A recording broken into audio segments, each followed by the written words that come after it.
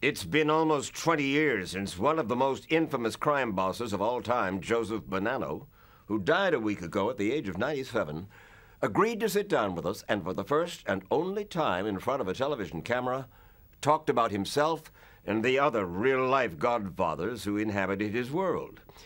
With his 2 sons and his daughter at his side, we met at his home in Tucson, Arizona, a couple of thousand miles and a world away from the streets of New York, where back in 1927, Joe Bonanno first came into contact with the mafia kingpin of his day, Salvatore Maranzano. Your first hero? That's right. Was Salvatore Maranzano. Yes. But then you say he was said to be able to snap a man's neck with his fingers. And I say when I read that... That's a metaphorical. Well, it's quite a metaphor. Well, it's quite a metaphor. He also told you this. Man is the hardest animal to kill. When you aim at a man, your hands shake, your eyes twitch, your heart flutters.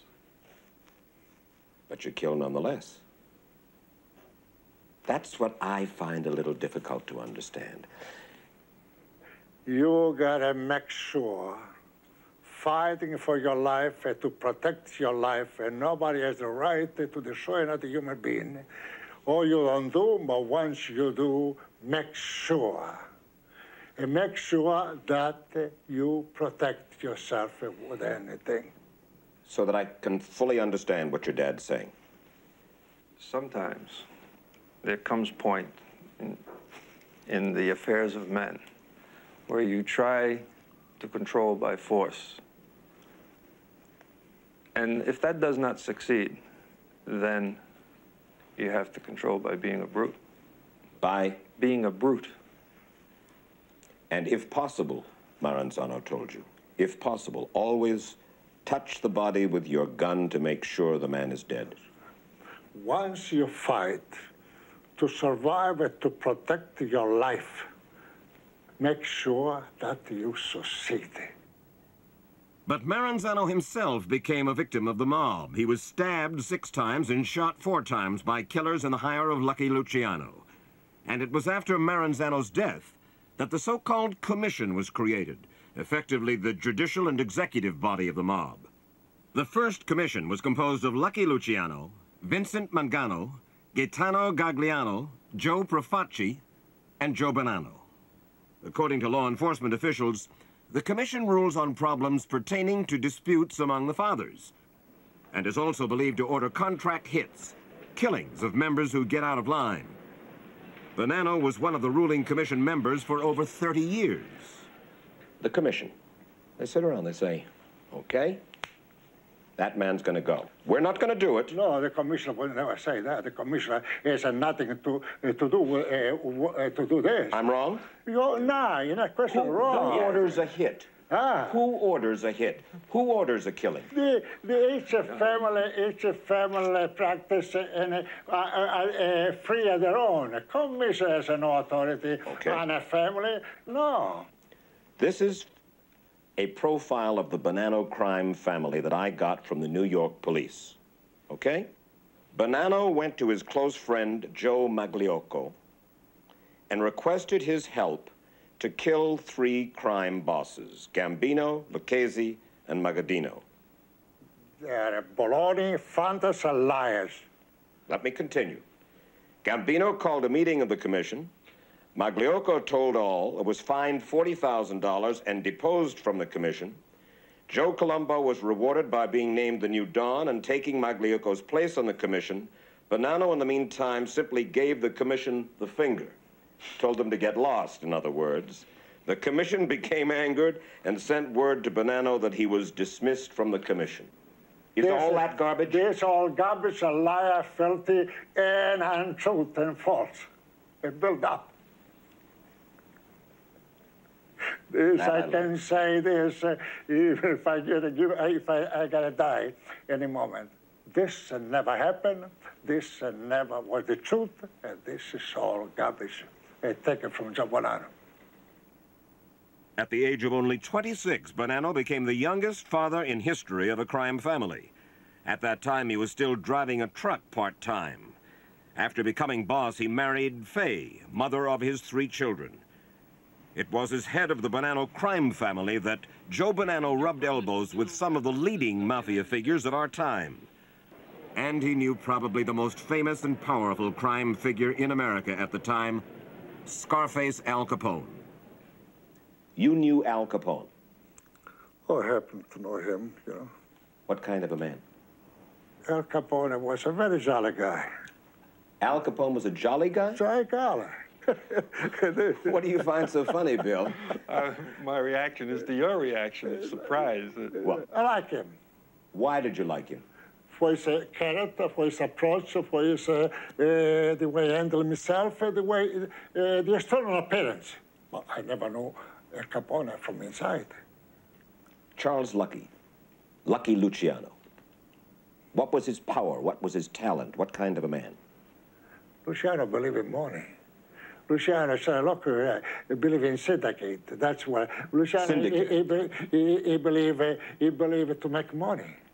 What's wrong with his wanting money? I mean, Bonanno wanted money. But I don't want his money or his kind of money. Bonanno claims that he made money in the more traditional ways, gambling and bootlegging, while Luciano went for the big payday, making his money through narcotics, prostitution, extortion. Here you have 2 young fellows coming up in the world, in their own world, seemingly from the same background. Bonanno and Luciano. And instantly having a conflict of philosophy, a philosophical conflict. And what basically was the conflict in philosophy? Luciano was an American product. An American and product. Was a Sicilian product. Right, that is the conflict. And the conflict boiled down to the Americans wanted everything to revolve around money, making money. And your father what? His whole life has been one of trying to live up to his own principles and his own traditions, which have come in conflict with the new tradition of this country. One thing I can remember is a child growing up, and my dad told me there's 3 things that just don't happen. And one is women, living off of women, meaning prostitution, where a woman supports you. Right. 2 is dealing in narcotics. And the 3rd is hurting anybody for money. Now let me understand that if anybody dealt in narcotics from the Bonanno family, or in prostitution from the Bonanno family, or killing on contract for money in the Bonanno family, they did it without your knowledge? Without my knowledge, no question about it. You swear it? Huh? You swear it? I swear it before God. But according to law enforcement officials, Joe Bonanno has links with known heroin traffickers.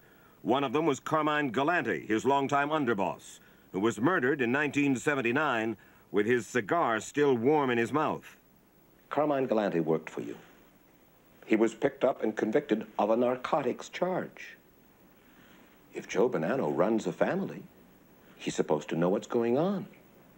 If Carmine Galante, without my knowledge, prior, dealing with narcotics, I never know. This, I don't have to swear, but I can swear on anything.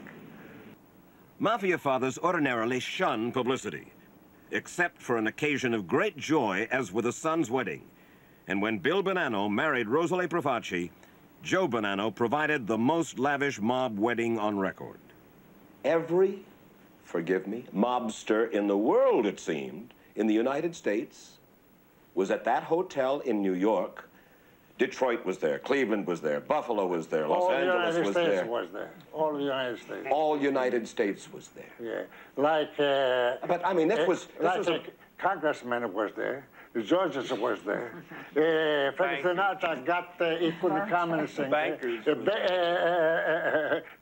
Tony Bennett sang all night. We didn't have to work. 4 lads were entertained. Some opera singer was there. Opera singer was there. There were 3,000 people there. And I venture to say, according to FBI statistics, that there are not more than 4,000, quote, mafia members, unquote, in the whole United States, according to the FBI. And every major mafia leader in the United States was at that wedding. along with the congressmen and the lawyers and the bankers. No, any major mafia leader. All the, mostly over the major father, over the family, of this beautiful symbol of my traditional generation was there. The father, the head of the family. Out of respect for you. Out of respect for me, yes. If a family member had an affair with another family member's wife, what was the penalty? What is the penalty? Dead. Death.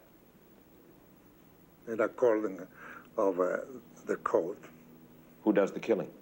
The guy, not the family. The guy, the cuckolder, let's say this. The cuckolded man does the killing. If he wants to kill it.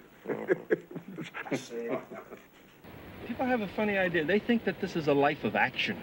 They think it's a very romantic life, not romantic in a romance sense, but actually the particular lifestyle that many people have become involved in over the years is really just a lifetime of waiting, tremendous lulls between moments of action. And I've never understood, Bill Bonanno, why you didn't turn your back on him and say, come on, a man of intelligence, yourself, attractive, gift of command, articulate, educated, and a hoodlum. Why? You know how many times I've asked myself that question? It all comes down to one thing. It comes down to love of heritage and love of another person. That other person, of course, is his father. You have said the U.S. government has tried to destroy you. Yeah, that's right. Why have they failed to destroy you? They haven't failed yet. They haven't failed. Not yet. They may still get you. Yeah, sure. All my life I've been misunderstood. I just rule my family as a father. To this day, among men of Bonanno's tradition, family loyalty is foremost, and everyone outside the family is considered a stranger. I make this toast to wish you all good health and Merry Christmas. You know why? Because I love you all. Oh, thank you. God bless. We'll second that. God bless you. God bless you. A footnote. For all the tales of Joe Bonanno's misdeeds, his crimes, the fact is that he spent just 26 months behind bars, convicted only of obstruction of justice and contempt of court.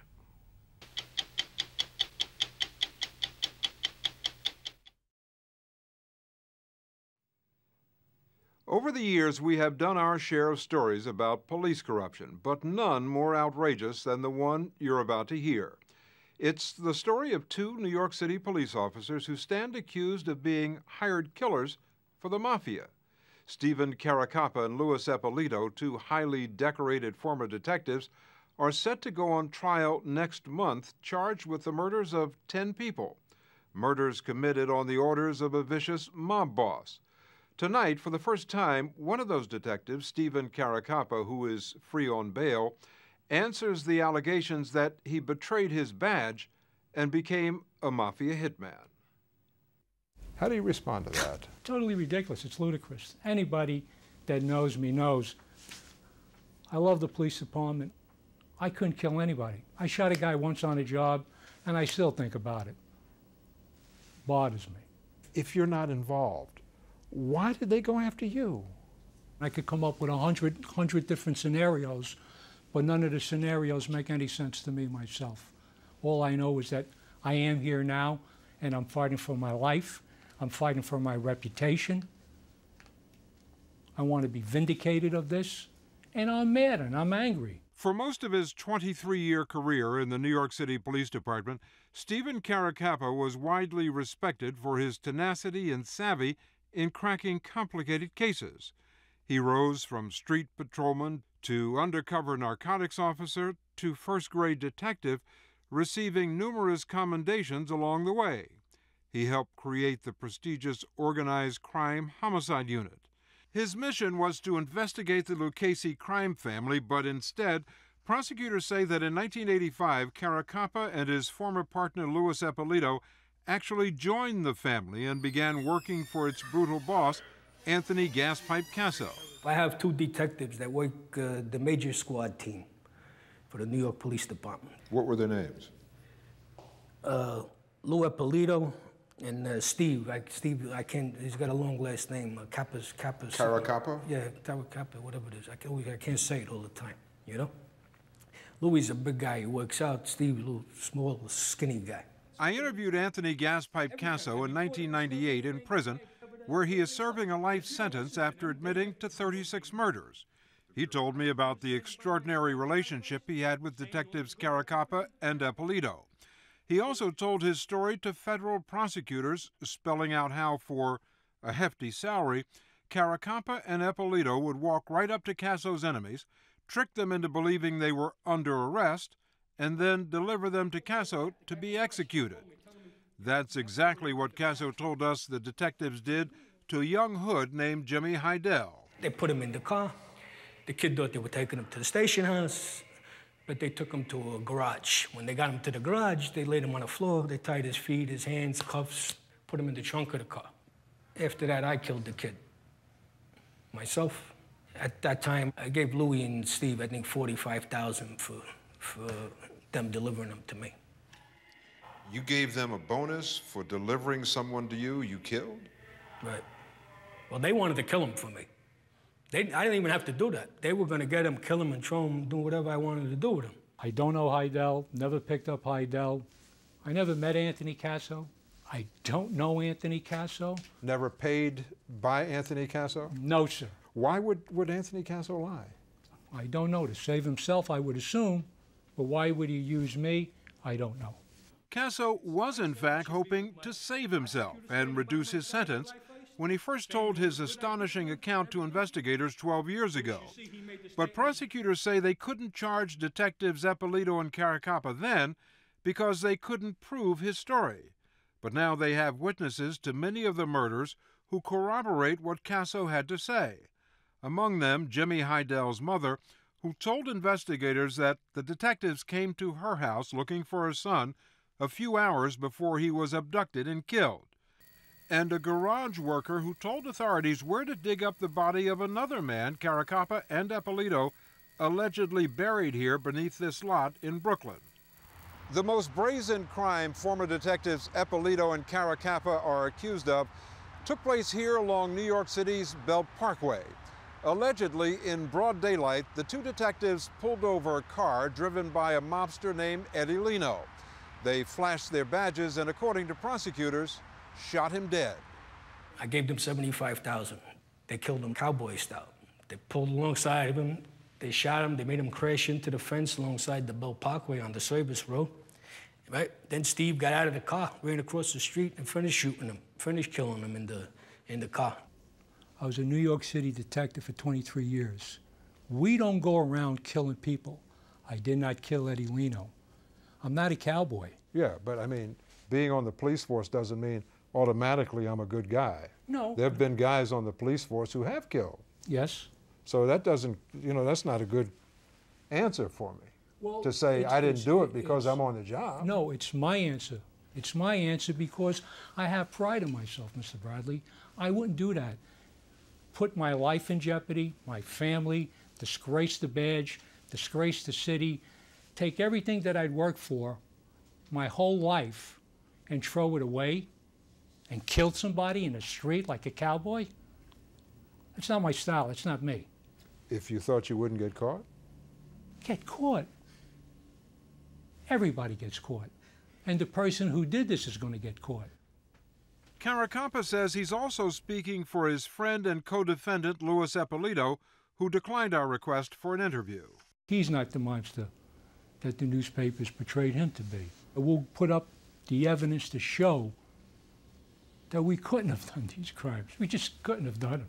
But prosecutors say Stephen Caracappa left a paper trail, a key piece of evidence, proving he used his position to access police department computers and funnel confidential information to Anthony Casso about the whereabouts of his enemies. One of them was a mobster named Nicholas Guido. Investigators say Caracappa ran that name through his computer, mistakenly came up with an address for the wrong Nicholas Guido, and a few weeks later, it led Casso to kill an innocent man. I don't remember running Nicholas Guido in a computer, but if they have a printout saying I did, I probably did. I ran countless of names in the computer. So you're saying it's just a coincidence that a month after you ran the name of Nicholas Guido through the computer, that a month later, a Nicholas Guido, an innocent man, was killed, shot to death? I don't know if it's a coincidence, but if I did anything and I had to run a name, it's down on paper and it's documented why I did it. And who you did it for? And who I did it for. And I definitely didn't do it for any wise guy. Stephen Caracappa's lawyer, Ed Hayes, argues it would have been implausible for a first-grade detective like Caracappa to make such a rookie mistake. If he had been looking for the right Nicky Guido, it would have been easy for him to find him. It's practically impossible to me to assume that he would have made this mistake, because he has based his whole career on avoiding that kind of mistake. Assuming you're going to kill people for money, you want to kill the right guy, not the wrong guy. Otherwise, you got to kill two people for the price of one, right? Maybe he was just sloppy. Yeah, maybe he made a mistake, or maybe he didn't do it. But in our system, you don't convict somebody on a maybe. While that may be, prosecutors have also obtained information from a former top associate of Anthony Gaspipe Casso named Burton Kaplan, a convicted narcotics trafficker who claims he personally paid detectives Caracappa and Eppolito when they committed murders for Gaspipe Casso. Ed Hayes says neither Casso nor Kaplan have any credibility. You have several individuals that even by criminal standards are revolting. And I think that they saw this as an opportunity to make a plan where they could get special treatment and get out of jail. And in fact, Burt Kaplan, who's a major drug dealer, a super large money launderer, has gotten out of jail because of making these accusations. So you think you're being framed? Mr. Bradley, I don't think it, I know it. And Stephen Caracappa says he has a good idea why he was implicated in the first place. His relationship with Louis Eppolito, who came from a family of mobsters and wrote a book about it. Mafia Cop, the story of an honest cop whose family was the mob. In the book, Eppolito brags about socializing with mobsters and torturing suspects when he was on the job. Do you ever worry that somebody on the jury might know of that book and say, well, if he did those things, it might not be that much of a leap to kill somebody for the mafia, and that you get lumped into that, guilt by association? It could be, but if you knew Louis Eppolito and you spoke to Louis Eppolito and you spent any time with him, you would see he couldn't do that. The guy is gentle. But there's a separate case that paints a dark picture of Louis Eppolito involving this man, Barry Gibbs, who spent 19 years in prison for a murder prosecutors now say he didn't commit. He was freed 4 months ago after a judge ruled that Detective Eppolito, who investigated the crime, intimidated the only eyewitness in the case into falsely testifying against Gibbs. He's a corrupt cop and he's no good, and that's the end of it. He ruined my life. He could have done that to anybody. It just so happened it was me. He could have done it to you. He could have done it to anybody sitting here. I'm jogging on this path right here. That eyewitness who testified against Gibbs was a former Marine, Peter Mitchell. In 1986, Mitchell saw a man dumping a woman's body along this road in Brooklyn. He gave a description of the suspect to Eppolito, who was on the scene investigating the murder. And while his description bore no resemblance to Barry Gibbs, Mitchell says Eppolito threatened to hurt him and his family if he refused to pick Gibbs out of a police lineup and point the finger at him in court. When you testified against him, Barry Gibbs, you knew that you were lying. Yes, I did. You knew that your testimony would put him in prison. Yeah, but you know what? I want this cop after me. How could you do that? How could I do that? Yeah. My family was on the line here. If I had to do it, I'd do it again. But he was innocent. Yeah, well, either me dying or get a bullet shot in the head, or my mother go to jail, or my father go into jail. Come on. So you thought if you didn't finger Barry Gibbs, you'd be dead? I'll be dead. Like that.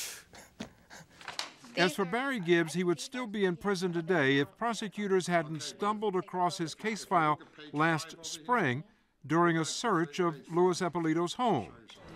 Eppolito has not been charged with any criminal wrongdoing in this case and maintains that Barry Gibbs is guilty. But the former detective made a brief statement to reporters about the 10 murder charges against him. I was a very highly decorated cop. I worked very hard my whole life, and I just want the people to know that I'm not the person that they're portraying me. Louis, were you ever a bad cop? Never in my life. The question for the jury in this case, which goes to trial next month, is, did two decorated police officers cross the thin blue line and become hitmen for the mafia? You must know that if you get convicted on even one of these murder charges, you'll go down in history as one of the most corrupt cops in the history of the department. That's true, Mr. Braley, but I won't be convicted because I didn't do this. Didn't do it, so I'm not going to be convicted. I won't have that on my epitaph.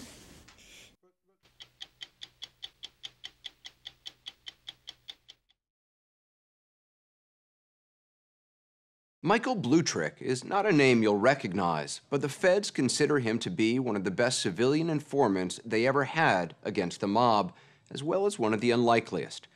Bluetrick's undercover work helped send dozens of mafia members and associates to prison, including John Gotti Jr., whom the government considered acting boss of the Gambino crime family. Risking his life by wearing an FBI wire, Michael Bluetrick recorded about 1,000 hours of conversations with mobsters. But what happened to him after he cooperated with the FBI is as surprising as how his story began, which you'll hear him tell in full for the first time. The secret to Michael Bluetrick's success, aside from his brains, may very well have been his appearance and personality. Street tough? Nerves of steel?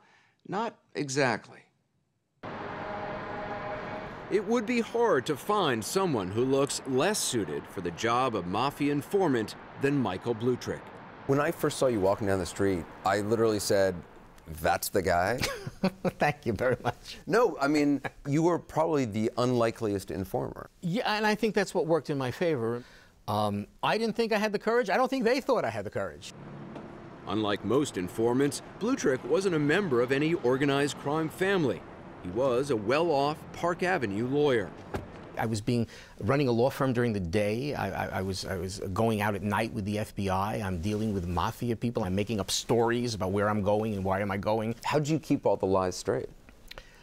A lot of lying. Because, you know, most of the stuff that we were telling the mafia were just invented stories to get them to talk. Michael Bluetrick was in a unique position to inform on the mob because he was being extorted by them for money. Back in the 1990s, he owned a blockbuster strip club, Scores, a playground for bankers and businessmen with fat expense accounts. The mob demanded a share of the profits. How much money was the club making? At its zenith, maybe, you know, $400,000 a week. Almost $500,000. Right. It's a lot of money. Yes, sir. At Scores, there were lines outside the door and celebrities and professional athletes partying inside. The New York Rangers came to Scores on the night they won the Stanley Cup, filled the Stanley Cup with champagne and shared it with everybody and then left the cup. They left the Stanley Cup there. They got drunk, they left the cup. Michael Bluetrick says the mafia showed up as he was opening Scores on this block in New York's Upper East Side neighborhood. And it's not one of these tough guy thuggy approaches. It's more like a friendly approach. You know, I want to save you from having a problem. You know, you got to be protected. So they're doing you a favor. That's exactly right. So I went along, not realizing that when you let the door open and the lion comes in, he doesn't settle for what he asked for. You gave him a finger and they'd take an arm. No, they wouldn't have been happy with an arm, maybe upper torso. This is Steven Sergio, who, according to the FBI, was an associate of the Gambino crime family. He was the first extortionist to push his way into Scores. What was your job at the club? I didn't do no accounting work. I didn't do any scheduling. I didn't do anything. But I was there to make sure everything went smoothly. You are an imposing guy, though. I mean, Sergio considered himself an entrepreneur. He didn't just take money from Michael Bluetrick. He took a cut from almost everybody who worked at the club. The dancers, the DJ, the busboys, the janitor. His take added up. It was $1,000 a week. It became $20,000 a week. So how did it work? You go to the liquor salesman and say, you want to keep selling liquor to this club? Very, very, very friendly. You give me a cut? Yes. Steven Sergio was such a strong presence at Scores, he could hire and fire people at will. Take the case of the club's accountant who got in Sergio's way. He was trying to keep an accounting of me instead of keeping an accounting of the club. So Sergio simply replaced him with someone he could control. A certain person applied for a busboy job, and I doctored it into making him the in-house accountant. Did he have any bookkeeping experience? Absolutely none. He was totally incompetent. In 1996, the FBI got a tip about the extortion and conducted a raid on Scores. That's when they made Michael Blutrick an offer he couldn't refuse. I remember my reaction was, are you mistaking me for someone with courage? I mean, what are you talking about? You want me to wear a wire? But Michael Blutrick didn't have much choice. He wasn't just a club-owning lawyer being extorted by the mafia. He was also a crook, and the FBI knew it. He opened Scores with money he'd stolen from the National Heritage Life Insurance Company in Florida. Blutrick and a few partners bought the insurance company in 1990 by writing a bad check, then went on to bilk nearly 26,000, mostly elderly policyholders, out of their life savings. Ultimately, it was a theft of $440 million, one of the biggest white-collar crimes in U.S. history. It was easy money, and I can never have a greater regret than going down that road. I mean, how stupid could I be? They got control of the insurance company, and they looted it. And they were former FBI investigator Joe Judge and former Assistant U.S. Attorney Judy Hunt had discovered the scam and were building a case against Blutrick and his partners in Florida. I mean, they truly were New Yorkers who believed that us people down in Florida were just too dumb to figure out the convoluted schemes they had put in place. I'm not making excuses. I'm not defending myself. I sometimes tell people I went to the dark side. You got greedy. I got greedy. Michael Blutrick figured if he cooperated with the FBI against the mafia in New York, Florida authorities would have to give him a break on his crimes there. The whole inducement was come on board, become part of the government's team, and you will be redeemed. You basically explained to Michael, you have no choice. There's no way out. New York FBI agent Bill Reddy, who knew all about Blutrick's problems in Florida, had him under surveillance for months before developing him as an informant against the mob. He was nervous a lot. He always needed constant reassurance. Would he call you a lot? All day long, he'd be calling you. Oh, yeah. You know, and it would start in the morning and it would continue throughout the day, right until my head hit the pillow at night. In 1997, Reddy and the FBI used hidden cameras in Blutrick's offices to record meetings with all manner of suspected mobsters. The cameras captured Blutrick handing over envelopes of cash and alleged mob associates bragging about crimes. I beat him so bad, fangs in his head, everything else, blood everywhere. I don't want to win. They also recorded some not-so-subtle threats, here to Blutrick's partner by alleged Gambino associate Michael Sergio. Take care of yourself, all right? Don't worry about your health, you'll be fine. You know, you look at the tapes, and some of the guys you're dealing with, I mean, they're out of central casting. You're absolutely correct. I mean, and sometimes I would just laugh inside, you know, to say, well, look what my life has become. They would come in with the jewelry and the sweatsuits, and they'd sit down. Hey, so good to see you. What's going on, man? But the office wasn't the only thing the FBI bugged for sound. Michael Blutrick wore a wire for 11 months. It was a clunky audio recorder strapped to his inner thigh. Back in those days, our equipment was archaic compared to what's out there now. What we would use is, we call it an F-Bird, which stands for, FBI recording device. F-Bird? F-Bird, yeah. And they duct taped the F-Bird to my leg. And it's not exactly high tech. Well, no, I'm saying, what's going on here? This is how they do this? I mean, they don't do it in the movies this way. You don't see James Bond having duct tape wrapped around his leg. So this is how we do it. And the other problem is the F-Bird gets really hot. So as I'm doing the first night, which was hours and hours and hours, my leg is like a skillet. I mean, it's burning. And, I'm trying to be pleasant and nice and natural, and it's killing me. The first night he wore the wire, he went to dinner with alleged Gambino family associate Michael Sergio. Blutrick successfully prompted him to boast about his mob connections, describe crimes, and name names. And he's talking about all these different people, and at the end of it, we go back to the office for the debriefing, and the first words out of their mouth was, "That was great, except we got to do it again because the recording device failed."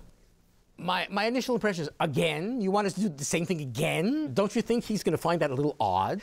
Nah, it'll be fine. It'll be fine. Blutrick did go out again and again. In total, he recorded about 1,000 hours of conversations, mostly in restaurants over long dinners. The FBI had given us a password that if we uttered and they heard, they would come crashing through the windows to save our lives. What was the password? The password was, "I think I'm going to puke." To which I said, "What?" That was the password the FBI decided to give you. That was their I said, "Listen, can't we do So if you said, "I think I'm going to puke," they're coming in. It was dangerous work. There were several times mobsters surprised him and patted him down, nearly discovering his recording equipment. I mean, I had guns taken out, brandished in front of me, put to my head, threatened in every which way you could be threatened. What kept you motivated? If I did all this for the government, the reward was plain. I would not see the inside of a jail cell. With Michael Blutrick's help, in 1998, we have today unsealed 4 federal indictments. The Department of Justice was able to indict dozens of alleged members and associates of the Mafia, including John Gotti Jr., who the FBI considered the acting boss of the Gambino crime family. It was a huge success, and former prosecutor Art Leach says much of the credit goes to Michael Blutrick. In the pantheon of informants, where was Michael Blutrick? He would be in the scale of extraordinary. No one like Michael Blutrick. 10 times better than the best. Art Leach investigated organized crime for the U.S. Attorney's Office in Atlanta. Blutrick was his star witness against the Mafia in a related case there. He is a trained lawyer, and a good lawyer. He understood what kind of evidence was necessary in order to make these cases, and he just worked his way towards it. It's easy to underestimate him, but exactly. But he shouldn't be underestimated. And they did underestimate him, and they paid mightily for it. But Blutrick's hands were not completely clean either. Before he began cooperating with the FBI, he also had committed crimes in New York. At the end of the investigation, federal authorities brought 7 counts against him, including racketeering, tax evasion, and receipt of obscene materials. Michael Blutrick pleaded guilty, but did no prison time because of his cooperation. But in Florida, when Blutrick had to face the court in the insurance fraud case, it didn't go as he expected, despite efforts by federal authorities to help him. FBI agent Bill Reddy and former prosecutor Art Leach made statements to the Florida judge on Blutrick's behalf. And then Assistant Attorney General Michael Chertoff wrote a letter praising his, quote, extremely valuable cooperation. But in the end, Michael Blutrick was sentenced to 16 years in prison, far more time than any of the mobsters he helped put away. When you heard the sentence? I was passed out. You know, you helped steal millions of dollars from an awful lot of people, from innocent people. 16 years in jail doesn't sound like a huge amount for the crime. I couldn't disagree more. Do you think you should have done any prison time? I would have lived comfortably with 0 to a year. Arrogance. I think he thought that the cooperation against the mob was so significant and so powerful that it would essentially dispense him from any culpability or punishment in Florida. Former prosecutor Judy Hunt says Blutrick could have fared as badly as his co-conspirator Shulam Weiss, who was sentenced to prison for a record 845 years. But former prosecutor Art Leach sees it differently. You think he got a raw deal? I don't think that the judge properly considered how important his cooperation was to the Department of Justice and how horrible his sentence was in terms of developing cooperators like Michael Blutrick in the future. Blutrick ended up serving 13 years in prison and was released 2 years ago. Despite betraying the mob and helping send a lot of wise guys to prison, Michael Blutrick is not in a witness protection program. He's out on the streets, hiding in plain sight. Are you scared? I'm fatalistic. If I'm going to sit and shiver, I'm not going to have a life. So I forfeited my life 13 years in jail. I'm not going to forfeit the rest of it by being scared. Do you believe his life is still in danger? His life is absolutely in danger. He will be in danger for the rest of his life. From the mafia? The mob takes retribution seriously, and it has a long memory, and they will find an opportunity, if possible, and they will kill Michael Blutrick.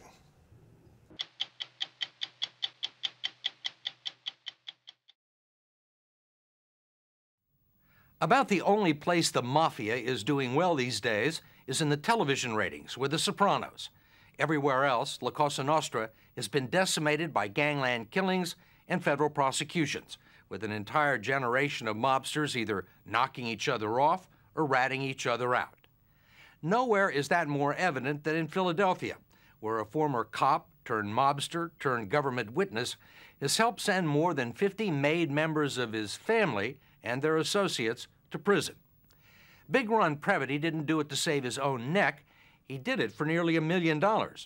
In many ways, Previty's career embodies the waning days of La Cosa Nostra in America, where the only honor left is survival. My occupation has been crook most of my life. At 6 feet, 300 pounds, with a physical presence and a wise guy persona, Previty certainly fits the stereotype of organized crime, and it's no wonder. He grew up in Philadelphia, a second-generation Sicilian American, and some of his earliest memories are of gangsters. I used to see guys that were bookmaking, doing things, driving Cadillacs back then. They used to wear the fedoras, and I guess that's what I aspired to be, so to speak. I didn't want to be an astronaut, you know. You wanted to be a gangster? I wanted to be in that world. I wanted to, it's a shame to say, I always wanted to do wrong. And he did. Even when he was in the Air Force, he was a petty thief and black marketeer. And as a member of the Philadelphia police force, then known for its corruption and brutality, he fit right in. I was a crook in the police department. I robbed everything I could. But by the same token, I liked making arrests, too. I got accommodations. I had a good work record, except I was a crook. But most of the people I worked with were crooks. Really? I never learned about crime till I went in the police department. I always said that I really became an adept thief when I went in the Philadelphia Police Department. He learned how to shake down pimps and drug dealers, collect payoffs from bookmakers and mobsters, pocketing thousands of dollars a week in addition to his regular paycheck. It was a nice life. It was good. And plus I had the badge. I couldn't get in any trouble. So why'd you quit? Well, I don't think I quit. I think it was a mutual thing. I wore out my welcome, so to speak. So you left by mutual agreement, the Philadelphia Police Department. What did you do next? I think the next legitimate job I had was at the casino in Atlantic City, Tropicana. And what was your job there? Security. Fox in the hen house. It was 1981.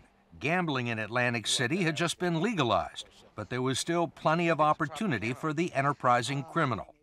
He stole truckloads of furniture and bar supplies out of the casino's warehouse, cleaned out the guest safety deposit boxes, and ran poker games and prostitutes out of unoccupied hotel suites, making what he calls big money. What are we talking about? The end result was millions. I took millions from the casino. Did the hotel know that you were taking the money? Well, they couldn't prove it, you know. His success attracted the attention of two powerful organizations, the mob, which wanted tribute in the form of $500 every week, and the New Jersey State Police, which offered him income in exchange for information about the criminal underworld in Atlantic City.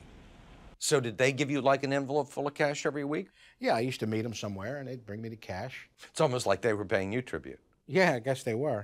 But don't forget, I'm giving them information, too. Yeah. They can't operate without informants. When you developed this relationship with the state police, did they tell you got to go straight? Listen, they didn't recruit me in the seminary or at the parish hall. Why would they want me to go straight? What kind of information are they going to get from me if I go straight? By the mid-1980s, his lucky streak at the Tropicana had run out. They actually paid him to go away. And for the next 6 years, he ran his own criminal enterprise with a crew of old buddies from Hamilton, New Jersey.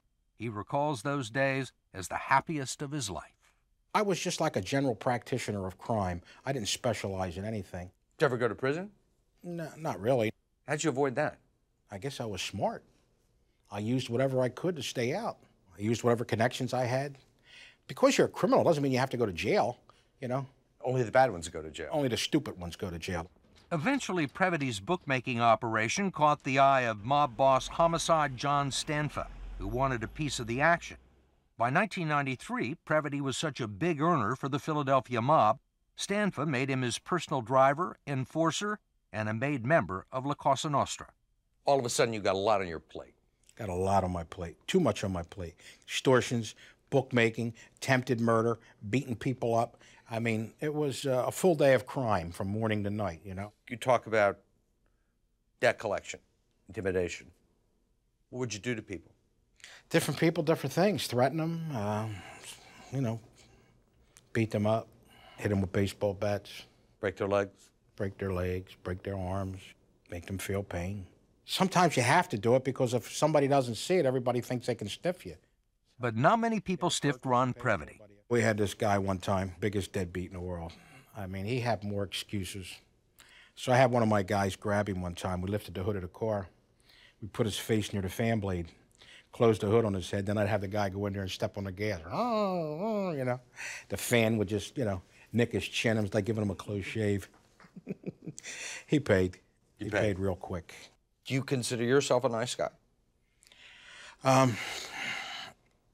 In what context am I a nice guy? I told you before that I was a crook. How could a crook be a nice guy?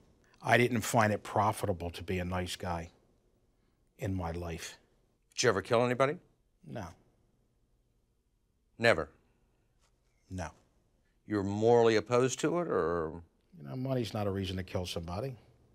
You make me mad, I could kill you. You fool my family, I could kill you. I'm not going to kill you for money. He was probably 20 years too late. He'd have been a great gangster in the 50s. George Anastasia is one of the most respected crime reporters in the country. He's covered La Cosa Nostra for the Philadelphia Inquirer for 20 years. He found Previty such an interesting character, he's written a new book about him called The Last Gangster. He knew how to work in the underworld. He knew how to make money. He knew how to use fear, intimidation, and intelligence and sophistication to generate income. Anastasia says Previty was a throwback to old-style mobsters like Angelo Bruno and Carlo Gambino from the days when La Cosa Nostra bragged that it was bigger than U.S. Steel. In a lot of ways, Bruno in Philadelphia, Gambino in New York, they probably, in another time, in another place, could have been the CEO of a company. But, you know, the best and the brightest in the Italian-American community are not gangsters anymore. They're doctors, they're lawyers, they're entertainers or whatever. And so you're scraping the bottom of the gene pool. Perhaps the best example was Skinny Joey Merlino, a particularly vicious mobster obsessed with his own public image. Joey was a party guy. He liked to go out, he liked to drink, he liked to gamble, he liked the high life. Merlino patterned himself after New York City's John Gotti and seemed more interested in making headlines than making money. He invited TV crews to his annual Christmas party for the homeless and was a regular fixture at the city's nightclubs, restaurants, and sporting events. Joey always was calling attention to himself, and he got under the skin of law enforcement. If Gotti was GQ, these guys were Details or Maxim, you know, the MTV gangsters. Very, very attuned to the media. They liked the media attention, and it all contributed to their downfall. To top it all off, Previty says Merlino and his associates weren't very good at what they did. They weren't gangsters, they were crooks, thieves. I always figured I developed crime. I did this or did that, and I worked it. They didn't work anything. They just wanted to rob everybody and their own people. Surrounded by what he thought were incompetents, Previty began to worry about his future. When he got into the top of the organization, he looked around and he said, you know, I'm not going to survive. They're going to kill me, I'm going to kill them, or we're all going to go to jail.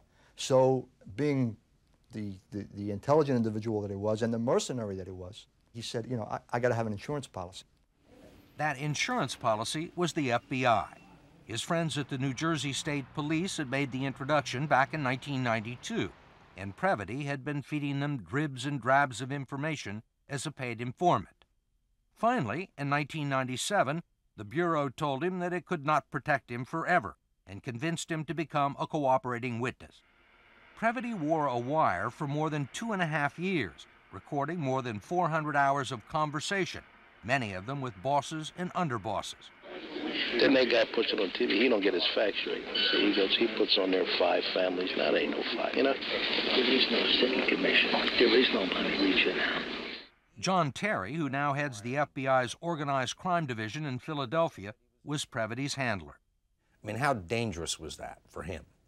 It was extremely dangerous. On any given day, if any member or associate of the mob found out that he was wearing a recording device for the FBI, he would have been a target for death. His life was and is in jeopardy. But Previty was well compensated, cutting one of the best deals in the history of the FBI. $9,000 a month, a car, insurance, and various expenses. It quickly added up. We paid Mr. Previty $750,000 beginning in 1992 and ending in 2002. You had no case against Previty? Correct. He was doing this of his own volition? That's correct. For money? For money. In addition, the FBI gave Previty seed money for drug deals, bookmaking, and loan sharking operations, with the understanding that any proceeds would be returned to the FBI. His history is that he's stolen from everybody he's ever worked for. Did he steal from you? No, not as far as I'm aware of. I mean, we calculated what we thought the value of his information and services were to the FBI, and we paid him for it. The FBI says it was worth it. With Previty's help, the government managed to convict more than 50 made members of the Philadelphia mob and their associates, including 3 mob bosses and the mayor of Camden, New Jersey. I think I was underpaid. I should have made more money. I took a chance every day. It was like jumping out of airplanes every day. When I hear people say how much money I made, well, you go do it. You go do it. Strap that thing on and, you know, go in a viper's pit every day. It's almost, if you're going to survive in the underworld today, this is what you got to do. You got to look out for yourself, and it's no longer about loyalty and honor and a sense of organization. It's about, you know, I guess in a lot of ways it's like America, number one. You know, look out for yourself. Which is exactly what Ron Previty is doing today. He didn't trust the Justice Department to protect him and didn't want them to tell him where or how he was going to live, so he opted not to go into the Witness Protection Program. The FBI's John Terry thinks he's taking a big risk. Why did he decide not to do it? I don't think he felt as though he could live under the guidelines that are in place for that program. They're very strict guidelines. Do you think there are people that would like to see him dead? Absolutely. You think they're looking for him? I'm not going to comment on that. I don't want to sound like a tough guy because I'm really not a tough guy. I just never let fear permeate my being. I have no control over what's going to happen, when I'm going to get killed, when I'm going to die. I just have no control. So I just say don't worry about it. Have you ever felt loyalty to anybody? Me. Every time I shave, I feel really loyal.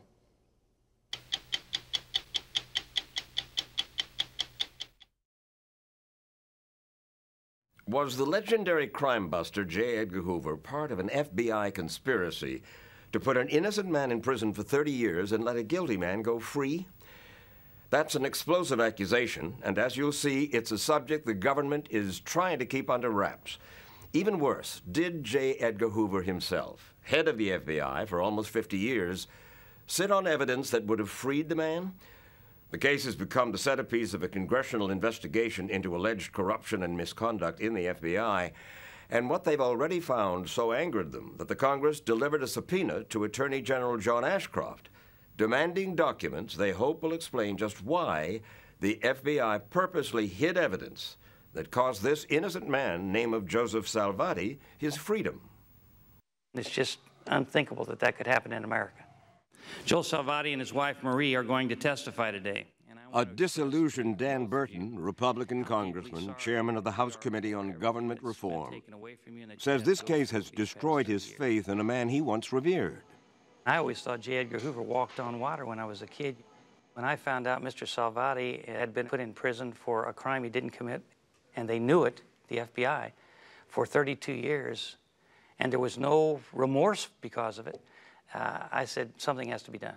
The government stole more than 30 years of my life. Joseph Salvati spent those stolen years in prison, falsely and maliciously accused of murder by this man, Joseph the Animal Barboza, a contract killer for the mob who became an unlikely star witness in the FBI's war against the mob. Joe Barboza was an assassin. He was a hitman for the Mafia. Jim Wilson, chief counsel for Burton's committee, has spent the past year investigating why the U.S. government would make a deal with the likes of Barboza. Everybody in New England knew exactly who he was. They knew that he killed people, and he killed people for fun. What could he offer the FBI? That they would permit him to commit murders and lie on the stand in the name of justice? Well, I think what he offered was what they wanted. And what they wanted back in the 60s was to break the back of the mob. J. Edgar Hoover, embarrassed after insisting for years there was no such thing as the Mafia, suddenly became a man on a mission to bring down organized crime. And with one witness, Joseph Barboza, the FBI thought they could do it, at least in New England. Barboza, facing life in prison as a career criminal, was eager to make a deal. And so in exchange for his testimony against high-level organized crime figures in a number of upcoming trials, the Department of Justice promised Barboza he would stay out of prison. They knew that they had made a deal with the devil, and that's okay sometimes. But you've got to make sure that the person's telling you the truth. And the federal agents knew that the stories he was telling were not true. Hoover looks like a co-conspirator with the mob. The ends justified the means. The law didn't matter. And it appears that people wanted to do whatever they could do to achieve a goal. And people like Joe Salvati be damned. Which brings us to how Joe Salvati, a truck driver who grew up in a close-knit Italian family and married his childhood sweetheart Marie, how he got fingered for a murder he did not commit. Salvati, it turns out, had made the mistake of his life when he borrowed $400 from a loan shark who had ties to Barboza. When he couldn't pay it back, Barboza found a way to get even. On his word alone, Salvati was arrested as the getaway driver in a mob murder that Barboza himself had masterminded. Out of the blue, the cops come and arrest you for murder. You were shocked. Shocked wasn't the word. They had to sit me down, and you know, I was numb. And then what, they took you off? Then they booked me, and that was the beginning of a nightmare. And that nightmare played out at this courthouse in downtown Boston where Joe Salvati was put on trial back in 1968 for the gangland slaying of a local thug. Barboza, the government's star witness, testified for more than a week. And you were sentenced to life in prison. Right. 34 years old. Right. 4 youngsters. Right. And Mr. Wallace, let me tell you, he got a life sentence and we got a life sentence with him. How old were the kids at the time?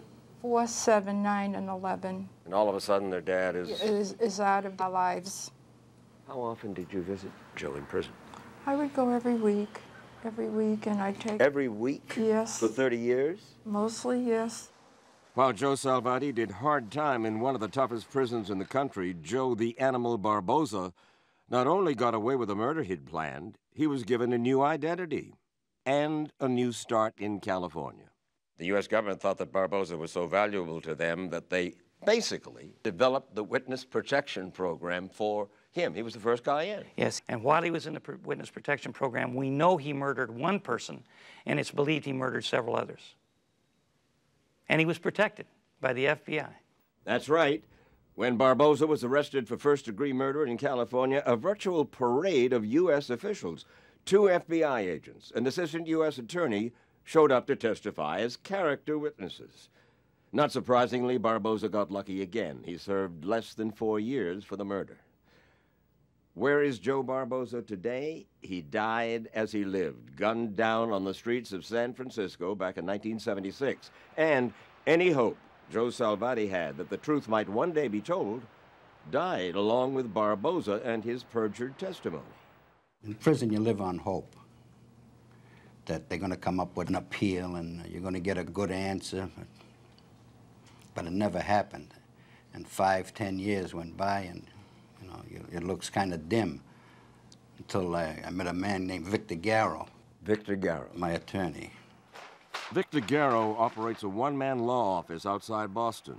He had never defended an accused mobster. He'd given up defense work entirely. But there was something about Joe Salvati. From the very first time that he told me the facts, I said there's something wrong in this case. As a matter of fact, many of my friends said, do you understand what you're taking on? You're going to take on the FBI, the federal government, the U.S. Attorney's Office, District Attorney's Office. And they said, you have one hell of a fight in your hands. What kept you going? You've not taken a dime for this. I hate to think, if the clock were ticking, how many hours was involved. Over 20,000, we've stopped counting. Those long hours paid off when Garrow found what he thought was the proof he needed to free Salvati, the original police report which somehow had never been turned over during the trial. Imagine Garrow's reaction when he discovered a police informant had identified Joe Barboza and 6 known mobsters as the actual killers just one day after the gangland slaying. And Joe Salvati's name is nowhere in that report. Absolutely correct. It was not turned over by whom to whom, and was that an honest mistake or? Nothing in this case was by mistake. Everything was intentional and willful. This sounds like an improbable conspiracy. Everything that I say, I have evidence to back up. But until a reporter for the CBS affiliate in Boston, name of Dan Ray, began reporting on that evidence, no one was taking Victor Garrow very seriously. Victor starts off telling me he's going to tell me about the greatest miscarriage of justice in the history of the Commonwealth of Massachusetts. I truly thought at that moment, this guy's tapioca. But before too long, Ray, who has a law degree and a lot of sources in law enforcement, became convinced that Garrow's wild conspiracy theory was right. I'm somebody who believes most people in prison belong there. But this shocked me, that people in law enforcement would betray their badge in order to win a conviction. I strongly believe that justice had to be done in this case. Live, this is Eyewitness News. And so, for 4 years, WBZ aired report after report on Dan Ray's investigation, which resulted in a groundswell of public support for Salvati's release. But his nightmare continued. He remained behind bars. How did you not turn bitter during all of this? I was bitter, I was bitter at the beginning, but you can't let that eat you up. But thinking all that time, I didn't do this. Right. They swindled me. Took my family, my life. Holidays. Christmas. Oh, there was a void in our life. Every holiday, Christmas, Thanksgiving, and graduations, birthdays, first communions, confirmations. I mean, you know, you're talking about 30 years. This should never happen again. Nobody. And then, as suddenly as it had begun, the nightmare ended for Salvati in 1997. It's not clear just what convinced the governor of Massachusetts to change his mind, but Joe Salvati was finally paroled. You were the first person Joe Salvati embraced when he got out of prison. On March 20th of 1997, I walked Joe Salvati out of prison. Daddy's home. Come on in, I can... Day you finally got out, 30 years that you hadn't been a free man. It was sky high, you know. We had everybody there. Day of happiness. Very happy. The beginning of life. Salvati had his freedom, but he was still a convicted killer on parole. He and Victor Garrow were determined to clear his name. 3 years passed, and then 1 week before Christmas in the year 2000, salvation came in a phone call. I received a call from the Assistant U.S. Attorney, John Durham, who was in charge of the Justice Task Force. And he says, Victor, you going to be there tonight? That night, Garrow got evidence the defense attorney only dreams of getting. Dozens of documents which showed unequivocally that the FBI knew Salvati was innocent before he even went on trial. I was in a state of shock. These are memos or? These are actual documents kept by the FBI, which were sent to J. Edgar Hoover. And I said, thank you, God. There was, in fact, a conspiracy at the top of the United States government to keep Joe Salvati in jail in order to protect informant murderers and liars and so forth. That's what the evidence shows. Tens of thousands of pages, and when you go through it all, that's the conclusion. And J. Edgar Hoover presided over all of this. From what we've seen, he was kept informed of what was going on an almost daily basis. I've seen some of the documents to the director, and using names, places, dates, events. So he had to know. It's a shocking thing. Commonwealth versus Salvati is now officially over. Those no longer secret FBI memos succeeded in undoing 30 years of injustice. Joe Salvati's conviction was overturned. But despite the exoneration, no one in the U.S. government has made a move to compensate Salvati and his family for the 30 years he was falsely imprisoned. They, in their own minds, know what they should do. Garrow is angry at the idea that he should have to sue the federal government, which would no doubt take years. You know what it is, Mike? They hope he dies before he gets the money. Which raises the obvious question. What price do you put on the 30 years stolen from Joe Salvati? Well, I don't think there's anything in the world we could ever do to make restitution for the 32 years his wife had to suffer, his children had to suffer, and he had to suffer. But I do believe that the state of Massachusetts and the federal government owe this man compensation. You've called this case one of the greatest, if not the greatest, failure in American justice, in history. I believe it is. And he didn't stop there. J. Edgar Hoover knew Mr. Salvati was innocent, and yet he let Mr. Salvati go to prison. That was a miscarriage of justice. He knew it, and his name should not be emblazoned on the FBI headquarters. We ought to change the name of that building. You serious? Yes, sir, I'm serious. Chairman Burton is so serious, he's convening additional hearings for the first week of February, convinced there are other cases like Joe Salvati's.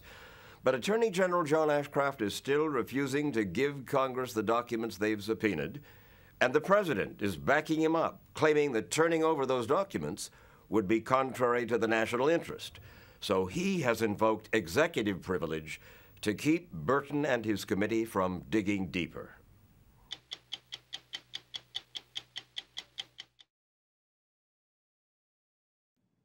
Linda Vecchio was a highly decorated FBI agent who helped put some of the Mafia's most notorious leaders behind bars. He's also one of the few FBI agents ever charged with murder. It was his relationship with a violent mob informant known as the Grim Reaper that got him and the FBI in trouble. He's telling the story for the first time in a new book and to us tonight. It's rare to get an inside look at the shadowy world of informants and their handlers. It's rarer still to hear an FBI agent describe a brutal mafia killer as his friend. But that is exactly what Linda Vecchio told us. He says his informant's information helped cripple the mob. To get it, however, DeVecchio has been accused of making a deal with the devil. I didn't make any bargains with the devil. I wasn't dancing with the devil. I was dancing with a guy that was very close to the devil. He was a tough guy, but that was what they were paying me to do. I got close to members of organized crime so we could eliminate them. Do you feel like you walked up to the line? Yeah. Yeah, sure, I got close to it. I freely admit that. In the 1980s, the Mafia was a big problem in New York City, and this was as close as law enforcement often got. Surveillance footage taken outside a mob hangout called the Wimpy Boys Social Club in Bensonhurst, Brooklyn, an area then controlled by the Colombo family. One of the most notorious wise guys was Greg Scarpa, who had a reputation for brutality. He was a made guy, a button in the Colombo family. A tough guy, too. Very tough. Was absolutely fearless, one of the toughest guys I've ever seen. His toughness may have been legendary, but what no one in the Colombo family knew was that the Grim Reaper was also a rat. In the 1960s, he had secretly provided the FBI with detailed information about fellow mobsters, but he'd had a falling out with the Bureau and broke off relations. In 1980, DeVecchio wanted Scarpa back, so he decided to take a big chance. He drove up to the gangster's home unannounced and blocked Scarpa's car as he was pulling out of his driveway. You know, it was like, who the f are you? And I said, you know, I'd like to speak with you. I do need some help. You know, I want to get schooled in the life, you know, educate me. About 2 weeks later, he called. And he said, come alone. And I did. FBI agents aren't supposed to meet alone with informants, but DeVecchio got special permission. Scarpa was considered a top echelon informant, and great care was taken to keep their meetings secret. When law enforcement officials announced one of the most important prosecutions ever against the mob in 1985, very few people knew that Greg Scarpa's information had played a role. It was called the Commission Case. This is a great day for law enforcement. And it not only catapulted a young prosecutor named Rudy Giuliani into the limelight, it also sent the heads of 3 of the 5 crime families away for life. DeVecchio got promoted and ended up leading 2 organized crime squads in New York. Greg Scarpa got paid $66,000 for the information he supplied over 12 years. And when he was arrested for credit card fraud, DeVecchio helped keep him out of jail. His career and his life and his milieu that he worked in was so different than mine that it was fascinating to me to learn about that. I like the guy. You know, I make no bones about that. I'm not ashamed of that. Doesn't mean I condone what he did. It was a friendship. It was a friendship, absolutely. He was your friend. He was. But Greg Scarpa wasn't just a run-of-the-mill mobster. He was a stone-cold killer. He's believed to have murdered at least 12 people during the time he was an informant. DeVecchio told us that on one occasion, Scarpa even let him know he'd killed another mobster. There was a body found in Brooklyn one day. I said, who did the work? Who did the murder? Who killed him, yeah. And he smiled. What did that smile tell you? A smile told me he did it. He didn't tell me he did it, but I knew him well enough that, you know, he gave me that knowing look like, I did it, you know I did it, and I'm telling you I did it, but I'm not telling you I did it in words. When he smiled and you thought, okay, it means he killed that guy, is that something you would investigate? No, no. The guy was dead. I mean, as callous as that may sound, the person who's dead is not going to bring him back. Ellen Corcella was a federal prosecutor who worked on cases with Lynn DeVecchio's squad. You are absolutely not supposed to keep an informant on the street that is killing people. Even if that person is giving you valuable information, which may have other arrests as a result of it? And the question I would put to your question is, when is it valuable enough information that you let people continue to kill other people on the street? In 1991, a war started between two rival factions of the Colombo family. Greg Scarpa is believed to have killed more people than anybody else. The whole time you're meeting with him during the war as an informant, he's also going around killing people. Yes, he is. That's correct. And did you know that at the time? Sure. I knew that because I knew the guy he was. But if you know the guy you're talking to stop the war is actually the guy who's conducting the war. He wasn't the only one conducting the war. Everybody was shooting everybody. I think that it became more valuable to him to have this informant on the street than it was to pursue other law enforcement goals. So you think DeVecchio was protecting Scarpa? Yes. Protecting him, she says, by giving Scarpa sensitive law enforcement information. Prosecutors first became suspicious when Scarpa's son, who was also involved in organized crime, went on the run just before he was going to be arrested. Those suspicions grew when some of Scarpa's crew got busted and started talking to authorities. There was at least two of them that told us they had a source in law enforcement, and one of them basically was the guy who stayed at Scarpa's right hand. So he saw Scarpa go off and get phone calls and then come back and say, here's an address where I think we can find somebody to kill. I just got it from my source. After hearing what Scarpa's associates had to say, 4 FBI agents accused their boss, Lynn DeVecchio, of leaking information to his informant, Greg Scarpa. One of the agents specifically remembered DeVecchio asking for addresses that ended up in Scarpa's hands. And these were no ordinary addresses. They were the suspected hideouts of mobsters Greg Scarpa was trying to kill. Did you ever give Scarpa any law enforcement information? Never. Never. His son disappeared right on the eve of him about to be arrested by the DEA. Did you tip him off for that? No, I did not. I went to him and asked him. I said, do you know where he is? He says, I don't know where he is, Lynn. Was he lying to me? Maybe. But he looked me in the eye and said, I don't know where he is, Lynn. The FBI launched an internal investigation of DeVecchio, which went on for years but came up with nothing. In 2006, however, the Brooklyn District Attorney charged DeVecchio with murder, accusing him of telling Scarpa who to kill and where to find them. The Brooklyn District Attorney's case fell apart when a key witness was thoroughly discredited during the trial. Former FBI agents who supported DeVecchio applauded as the charges were dismissed. But the judge who released DeVecchio criticized him and the FBI for making a, quote, deal with the devil, letting Scarpa get away with his crimes for close to 15 years. DeVecchio retired from the FBI in 1996 and now runs a private investigations business in Florida. He feels he's been wrongly accused and unfairly maligned, which is why he's written a book and is speaking to us.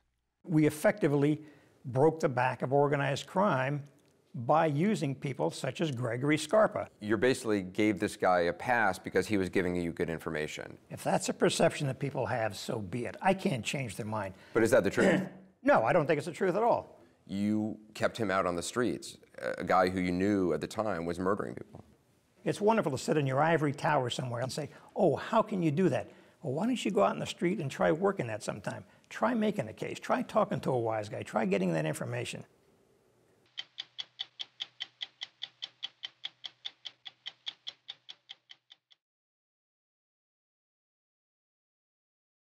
In the early 90s, John Veazey was a man with an unusual occupation. He killed people. Veazey was a hitman in the Philadelphia Mafia and found himself smack in the middle of the bloodiest mob war in the city's history. As is often the case with hitmen, Veazey's career was a short one. When he learned his own crew might want to kill him, he became a government witness, a rat. His testimony helped send 24 wise guys to prison, some for the rest of their lives, and the Philly mob would never be the same. Today, the one-time killer is a free man, living under an assumed name somewhere in America. We've agreed not to divulge exactly where. He's married, has a good job, and says he's found God. But back in his old South Philadelphia neighborhood, not everyone believes John Veazey's story of redemption. They say he's still the same low-life thug he was 20 years ago, when the mob made him an offer he couldn't refuse. In 1993, you were an ex-con, a laborer, and a guy walks up to you and offers you $10,000 to do what? Kill a guy. Were you interested? I just said, yeah, where's the gun? That casual? Yeah. He said, take some time to think about it. I said, just take some time to get me the gun and let's get it done. That's how it was for John Veazey, one bad choice after another. He grew up in the mostly Italian neighborhood of South Philadelphia, home to the city's underworld. He was the youngest of 5. His mother sold crystal meth out of her family's bakery. By his mid-teens, John was a junkie and the father of 2. By his late 20s, he had been arrested more than 60 times. He says he never aspired to join the mob, but the promise of a big payday got his attention. I mean, you get $10,000 and you never have no money. They were offering you money to take somebody's life. But my question to that is real simple. How many poor people are being offered $10,000 to kill somebody? But that's not an economic issue. That's a moral issue. It's moral if you have morals. You had no morals. Correct. None. In the early 90s, the Philadelphia mob was at war. Blood and body bags routine. On one side was a group of older, Sicilian-born wise guys led by John Stanfa. On the other, younger American mobsters headed by Joey Merlino. For 30 years, George Anastasia covered the mob for the Philadelphia Inquirer. He says a young, streetwise thug like Veazey was the kind of muscle John Stanfa needed. Stanfa was getting an enforcer. Stanfa was getting a guy who wasn't afraid to go out there and bust heads. He was getting a guy who would go out and collect money, who would go out and intimidate people, and who would go out and kill people if he was ordered to do so. John Veazey's first hit was in broad daylight. The targets? Rival mob boss Joey Merlino and his top lieutenant Michael Ciancaglini.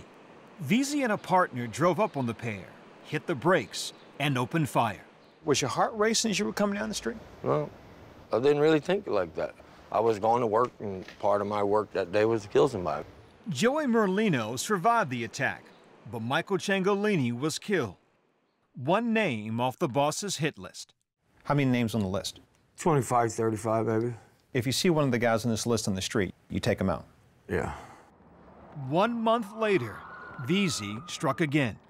The victim, identified as Frank Baldino, was getting into his white Cadillac after having dinner at the popular Melrose Diner in South Philadelphia. Bullet casings all over.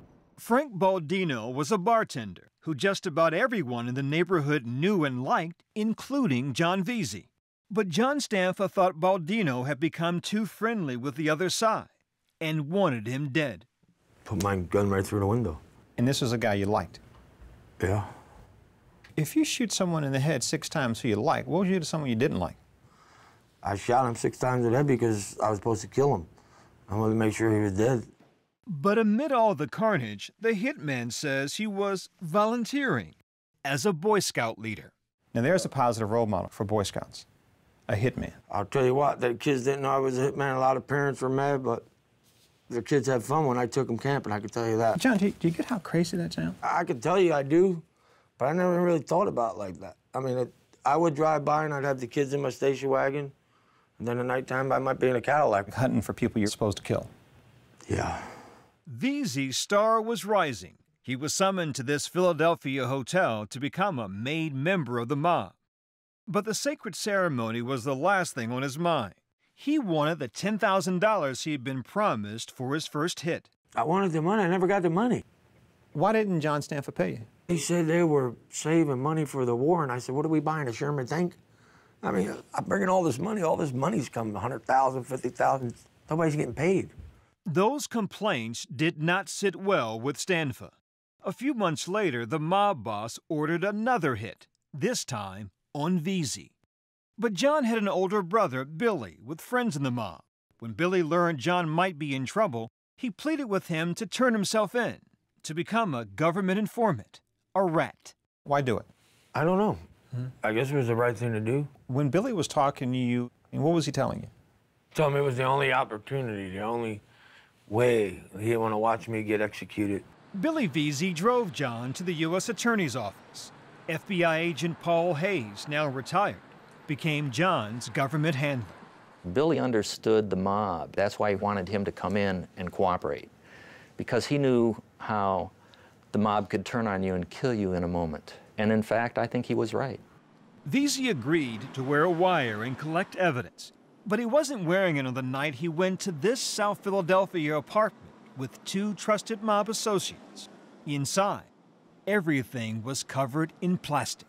It's not normal to walk in a room with plastic, but I did. I never thought anything. What did you think was about to happen? They told me they were painting. He was shot 4 times with a small caliber pistol, 3 times in the head, once in the chest. The guy shoots you in the back of the head. There are 2 men, 2 to 1. How'd you manage to get out? You fight. You do what you grew up doing. He wrestled a knife from one attacker, stabbed him, and ran from the building. The legend of John Veazey was born. This is a guy who can't be killed now. You know, you can't bring him down. And it enhances that whole reputation as a tough guy. John Veazey should have been dead that night, and he wasn't. How do you explain that? Poor equipment. They should have had a better gun, a bigger gun. I don't know. Maybe it's destiny. Maybe this is supposed to happen. John Stanfa and 23 members of his crew were indicted on charges including murder and racketeering. Veazey's appearance at their trial as a government witness was eagerly anticipated. But on the morning he was to testify, he was approached by FBI agent Paul Hayes. And I said, John, I have something to tell you. Your brother was murdered in a hit. And John crumbled to the floor. Billy had been ambushed in his car not far from his home. 5 days later, John took the stand, giving jurors an unvarnished account of life in the mob. He was a highly effective witness.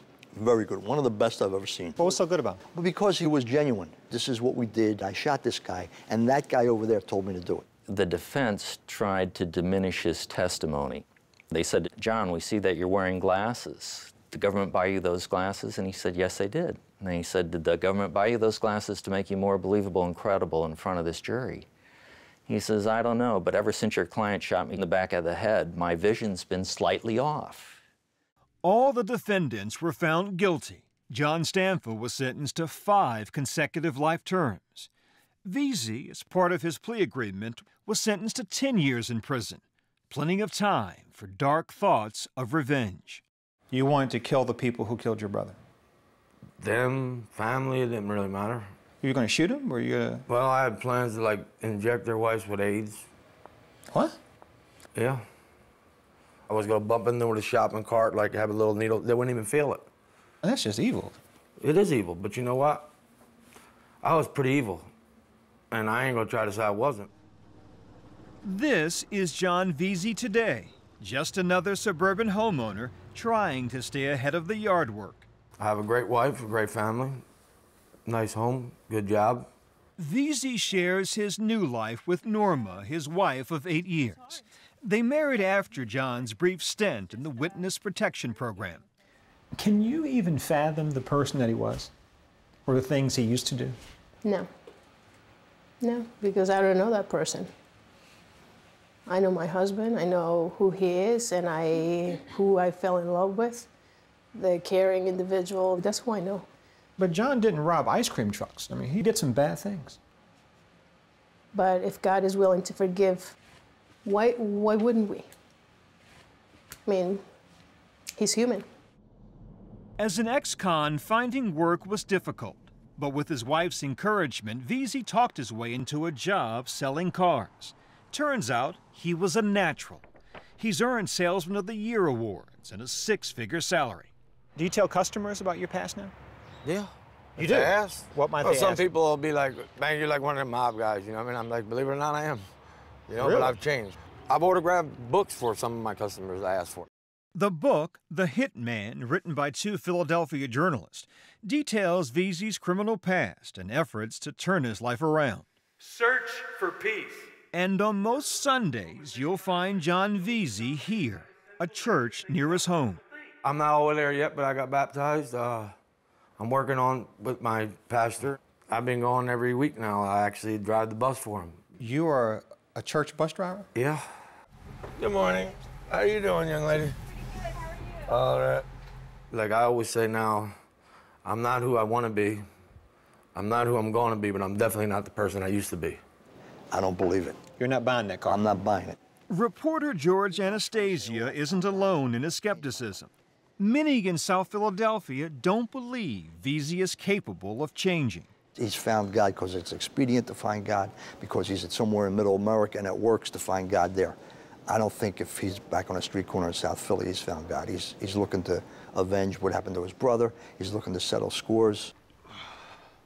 His brother's murder almost 20 years ago has remained an obsession. We learned that on visits to Philadelphia, Veazey has made threats against those he thinks were responsible. Kathy Ciangalini says she's been a target for years. It's frightening, it's aggravating, it's intimidating. Why would John Veazey threaten you? He believes that my husband has killed his brother.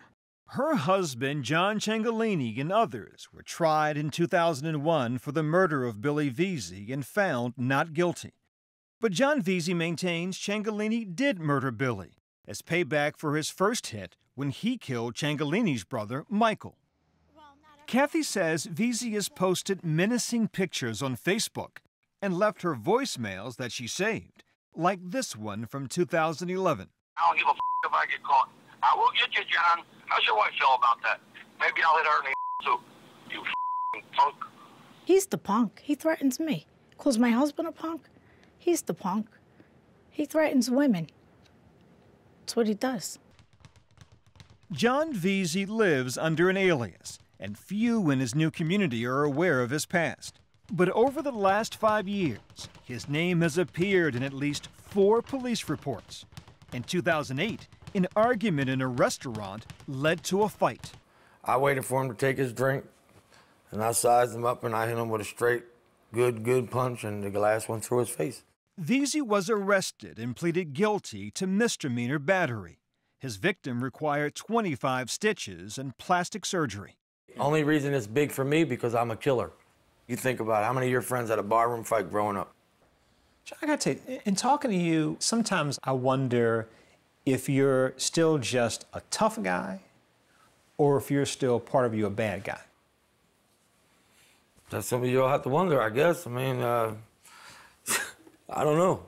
I would say that if that's open for debate.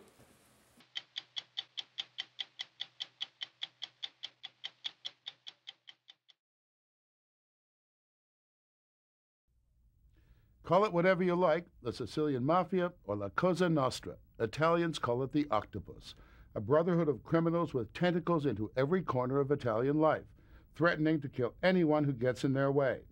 Now they're going to have a little more trouble making good on that threat. The boss of bosses of the Sicilian underworld, Salvatore Riina, was arrested 2 days ago. During the 20 years he was in hiding, there was a reign of terror in which more than 50 people were murdered, including 2 government prosecutors. Until his arrest early Friday morning, a prominent Italian politician was #1 on his hit list, something Steve Croft thought about a lot while he was following him around. His name is Leoluco Orlando, but they call him the Walking Corpse. He travels in armor-plated cars surrounded by 12 gun-toting bodyguards. The whereabouts of his wife and children is secret. Every picture of them has been destroyed for their own protection. Not even his bodyguards know his schedule or in which military barracks he plans to sleep that night. You're not a prosecutor, you're not a judge, you're not an investigator. Why does the mafia want to kill you? Because I am against the politics who protect the mafia. I will be killed by the mafia, but not only by the mafia. What do you mean, not only by the mafia? By politicians who are afraid that my battle will get victory. His battle is to expose those politicians who are in league with the mafia, and today it's a very popular cause. In Italy's last parliamentary election, Orlando was the second largest vote getter in the country. The battle is not a new one. It was started in the mid-1980s in this courtroom by a courageous prosecutor who cracked the mafia's code of silence and for the first time jailed hundreds of its members, from small-time hoodlums to dons.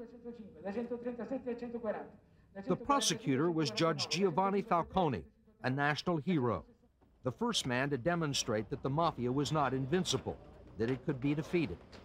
But last spring, as Falcone was about to assume a powerful new job, the mafia decided he had to be killed.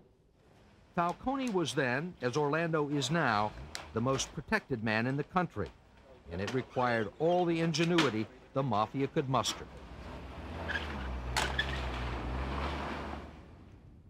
It was all meticulously planned. The assassins were here on the side of a mountain a half a mile above the coastal highway. They took 1,500 pounds of high explosives and packed it in a culvert about where that yellow truck is straight ahead. They even trimmed back part of this tree so that they would have an unobstructed view of the highway and the culvert. From here, with the help of spotters, they monitored the progress of Falcone's motorcade from the airport. It was traveling at more than 100 miles an hour. And when it reached the culvert, they detonated the bomb. Falcone's motorcade was blown apart along with a stretch of 4-lane highway.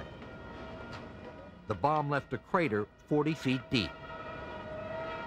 Falcone, his wife, and 5 bodyguards were all killed, sending Italy into shock and the state into crisis. Falcone knew the mafia would eventually kill him. He even told his friend Liliana Ferraro how it might happen.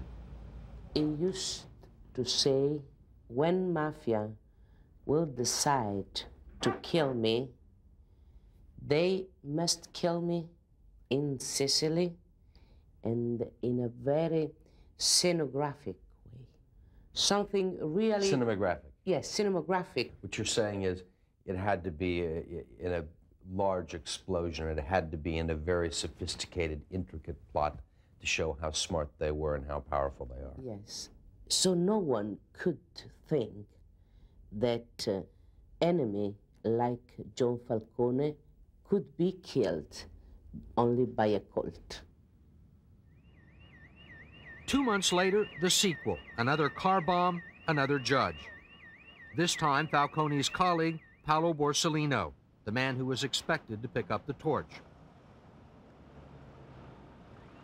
It was a death foretold. Just hours before Borsellino was killed, police had informed him that the dynamite that would be used to kill him had arrived in Sicily. The blast killed 6 of his bodyguards and destroyed the better part of a city block. For Claudio Martelli, Italian Minister of Justice, in fact for most Italians, the message was clear. And the message is, we can stop your very best people. We can kill them when we want to. Yeah. We can kill, we can reach you everywhere at any moment, maybe not today, tomorrow, next year, maybe 10 years again. And what are the consequences? I think that they don't believe that the state, the parliament, the government, the magistrates and the police had the courage of such a reaction. I think that they have not calculated the consequences, not enough, at least this time. The consequence this time was outrage. At the funeral of Borsellino's bodyguards, the mourners, mostly policemen and their families, were openly contemptuous of the government. Cabinet ministers who came to pay their respects had to be protected from the angry crowd.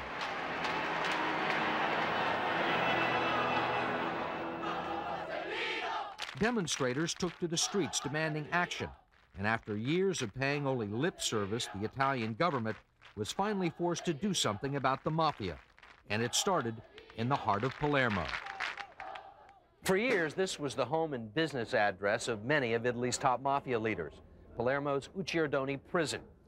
With telephones and the help of close associates on the outside, many of them continued to run their various criminal enterprises from inside their cells here. But on the night of the Borsellino murder, all of that changed. The mafia leaders, many of them still dressed in pajamas, were unceremoniously hauled from their cells and taken away. They were deposited hours later in an island prison hundreds of miles away in the middle of the Mediterranean. They're still there, deprived of contact with their relatives and associates. Next, the government dispatched 7,000 army troops to Sicily to help local police round up suspected mafioso and to impose Italian authority on an island long controlled by the mob. This early morning raid in the town of Gela is one of dozens that have taken place across the Sicilian countryside, with hundreds of suspects taken into custody. The Justice Ministry has issued emergency decrees setting up witness protection programs and allowing for the first time the police to conduct undercover sting operations. A special anti-mafia task force has been set up and modeled after the FBI. Why has it taken so long for the Italian government to go after the mafia? Well, according to people like Leoluca Orlando, it's because the mafia has always been protected by friends in very high places. How is possible to say that the mafia is only a criminal organization without relations with the state when the prime minister has relations with the bosses of a mafia? The Italian Prime Minister Orlando is talking about is six-time Prime Minister Giulio Andreotti, who served until just last year.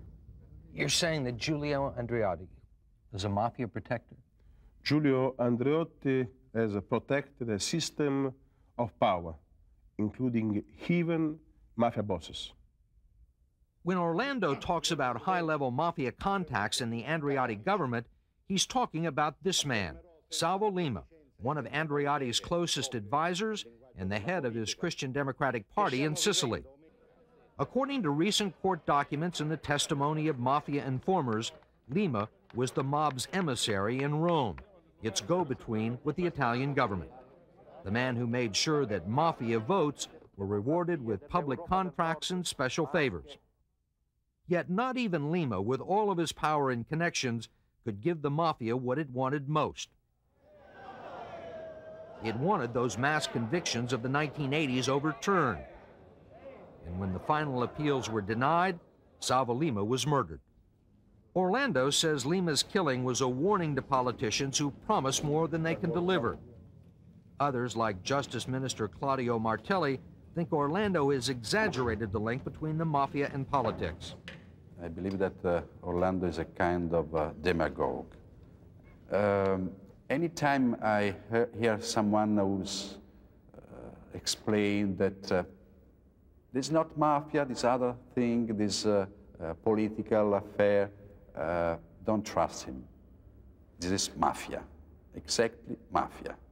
Nothing more. Always, nothing more is enough. Orlando's message may not have been popular with Italy's political establishment, some of whom denied the mafia even existed, but it did strike a chord with the people. Demonstrations against the mafia became a regular feature of Sicilian life. Once a month, women put out sheets to commemorate the deaths of Falcone and Borsellino. And the Catholic Church worked with children to cut off the next generation of mafia soldiers, persuading them to exchange toy guns for toy footballs.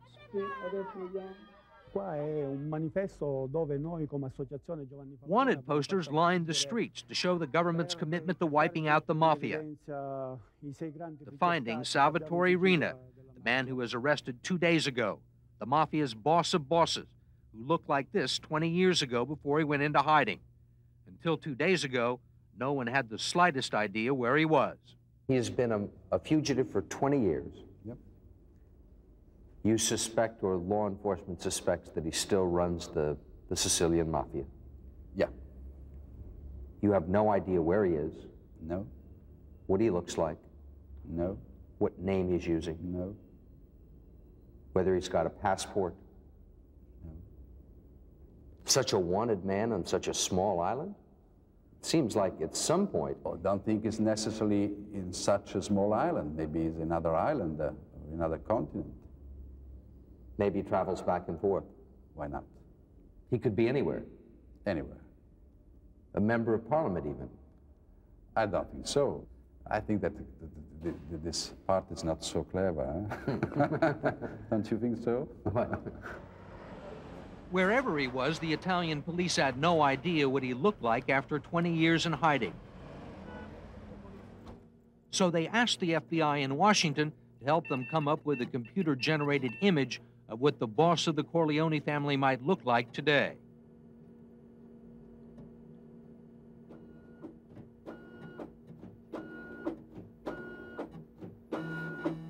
As you can see from the picture taken 2 days ago, the computer came close, but no cigar. Almost, but not quite. What the computer didn't know was that Rina had had extensive cosmetic surgery during his years in hiding and masterminding all those murders. In fact, authorities now believe they know where Salvatore Rina was on May 23rd, on a Palermo mountainside overlooking the coastal highway when Giovanni Falcone was killed. Do you think about the danger all the time? I don't. It is not possible to live thinking every moment that you will die. And if you get killed? It's my risk, my danger. Do you think it is possible to change something in the history of humanity, not risking? If someone tries to change something, not risking, probably it means that he is not changing anything. Will a new dawn now take over and replace Salvatore Rina as the boss of bosses of the Sicilian Mafia? Leoluca Orlando has no doubt about it. He still believes his life is in danger and still believes there are politicians in Italy who have a stake in protecting the underworld and an interest in eliminating him. Over the Christmas holidays, a mafia informant tipped the Italian police to a plot to kill Orlando with a car bomb.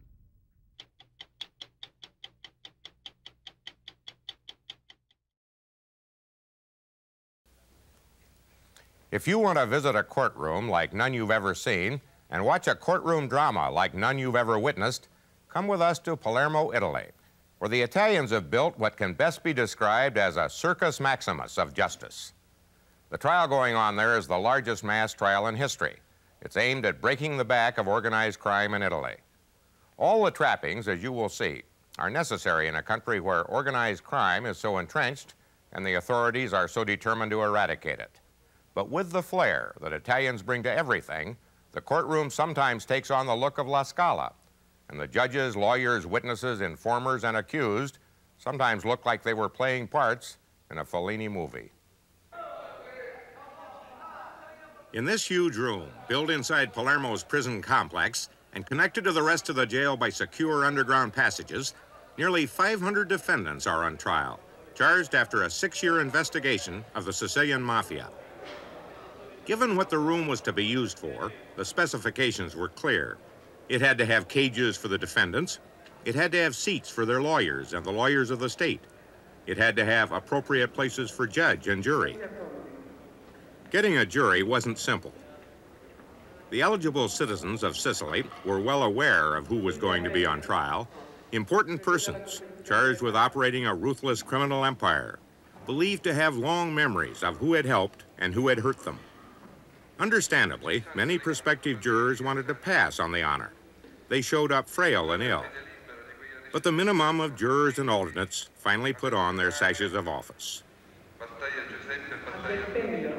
The trial here began in February 1986.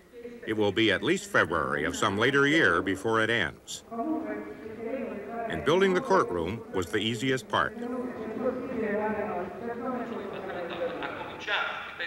The criminal trial is always a show, and it's important that it is a show. We speak of a celebration of a trial. We celebrate as a performance.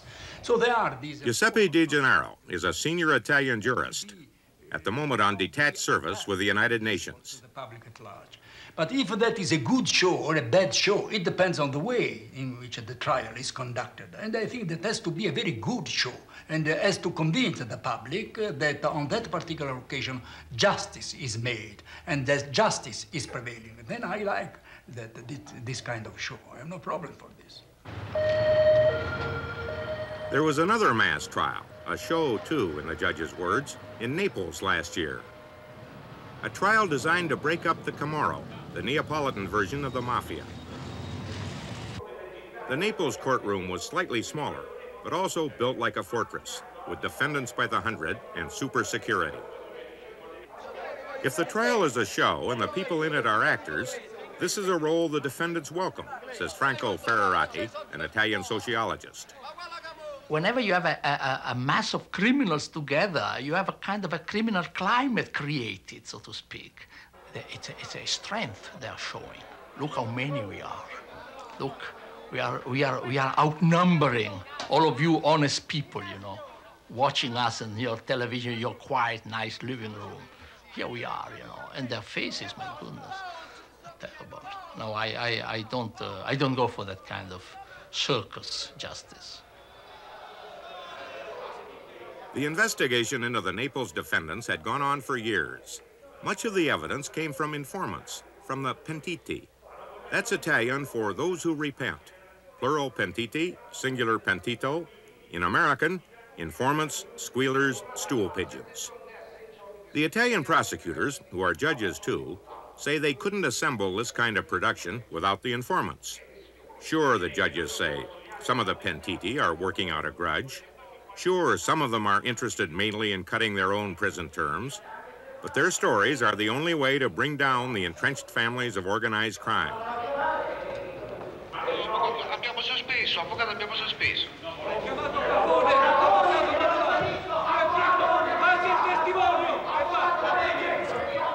At one point or another, everyone gets involved.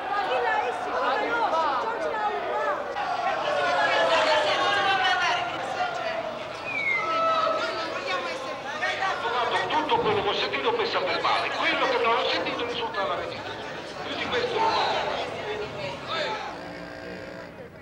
Pentiti are not very popular with defendants and not even with prosecutors. It's not an easy or even a safe life. Take this pentito, Carlo Baccio, who says it's no bed of roses being a squealer. It's very difficult to become a pentito. It was being the most difficult decision in my life. I have some big problem of personal security. I have big problem to find one job. I am always looking for a new house because I don't remain in the same place, in the same city for more than 3-4 months. Some years ago, the police looking for me, and now the Red Brigades are looking for me. And for me, the life, it's remained completely the same. If you had been at the Naples trial, watching defendants and pentiti, and if you had ever watched Italian television, you would have recognized this man, Anzo Tortora, host of Italy's most popular talk show. Was he there to observe or report? No, he was on trial, fingered by a pentito, charged with possessing drugs and being a member of a criminal gang. It was sort of like putting Phil Donahue on trial. I was found guilty, sentenced after a farcical trial to 10 years imprisonment plus a 50 million lire fine. So Anzo Tortora went to Regina Coeli Prison. Regina Coeli, Queen of Heaven Prison, is Rome's oldest. Before trial, he had originally been in jail here. It had taken 10 days then for Tortora even to learn the charges against him. 10 days is not bad. Italian law says the authorities can hold you up to 6 years while they decide what crimes to charge you with. Today, Tortora is out of Regina Coeli, serving his sentence in house arrest. He doesn't know how much more time. He's awaiting an appeal trial. We called on him in his apartment in Milan. Io sono un cittadino molto... I am a very well-known citizen, and I decided to think, how can this kind of a thing happen in Italy? All it needs is a pentito's word, the word of a criminal who picks your name, mentions your name. You get arrested with no evidence, no search for evidence. You get thrown to jail like the lowest crook. That's the kind of justice we have in Italy. It's a country of spies and counter spies. We have it written up in our tradition. Plus the fact that this is a country in which lying is not considered a very serious offense. We never understood why President Nixon was being punished because he had lied. Everybody lies. Lying actually is considered a fine art, you know? Only if you don't have imagination you tell the truth all the time. The nerve center of Italian justice, as of so many things Italian, is here in Rome. And it is here you get the first feeling of the bureaucracy and complexity that make American justice seem straightforward and simple. For instance, Italian judges. Judging in Italy is the opposite of what it is in America. In Italy, the profession is low-paying and high-risk. Take Judge Fernando Impazamato.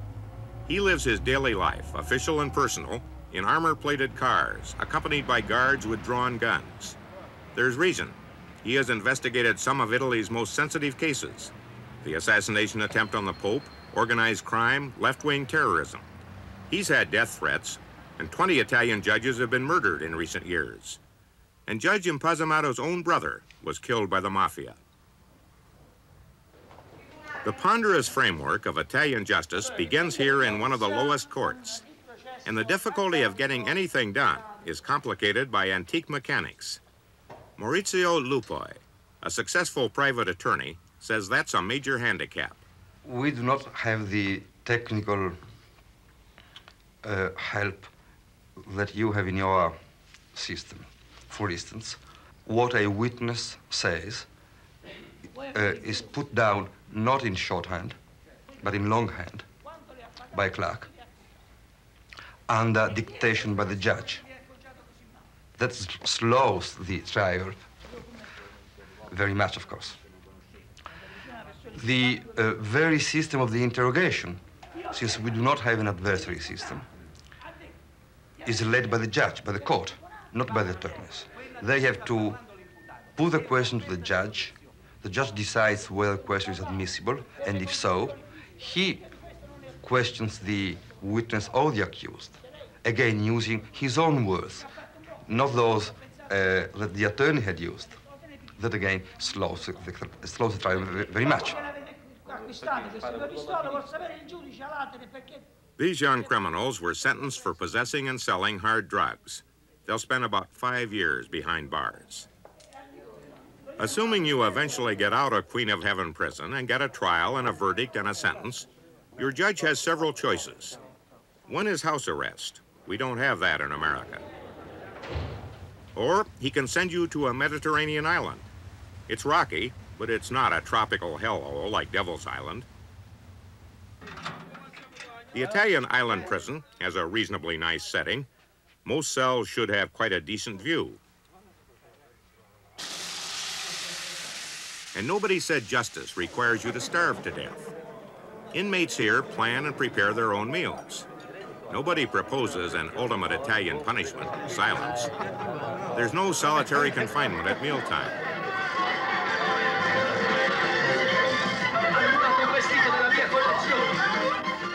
Television is served with the coffee.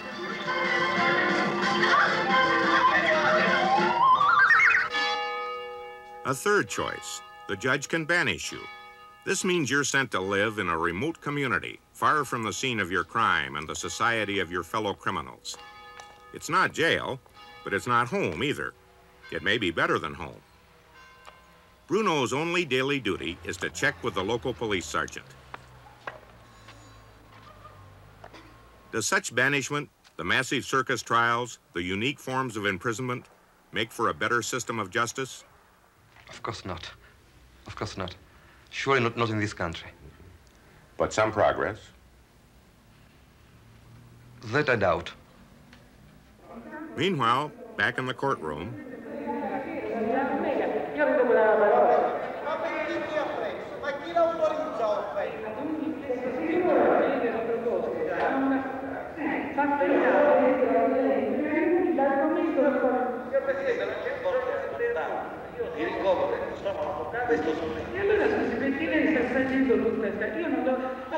the Italians invented opera, and nothing has ever come close to opera for theatrical emotion. Dominating, almost numbing. They may have done the same thing with justice. What other nation would try to match this business? But has it solved anything? Is the mafia dead? Is organized crime crippled? Probably not. You see, in the US, the mafia is purely a criminal organization. Here it is not. It's much more than that. It is a way of life to which the people in the South have been accustomed for centuries. You do not change a way of life by law or through the judges.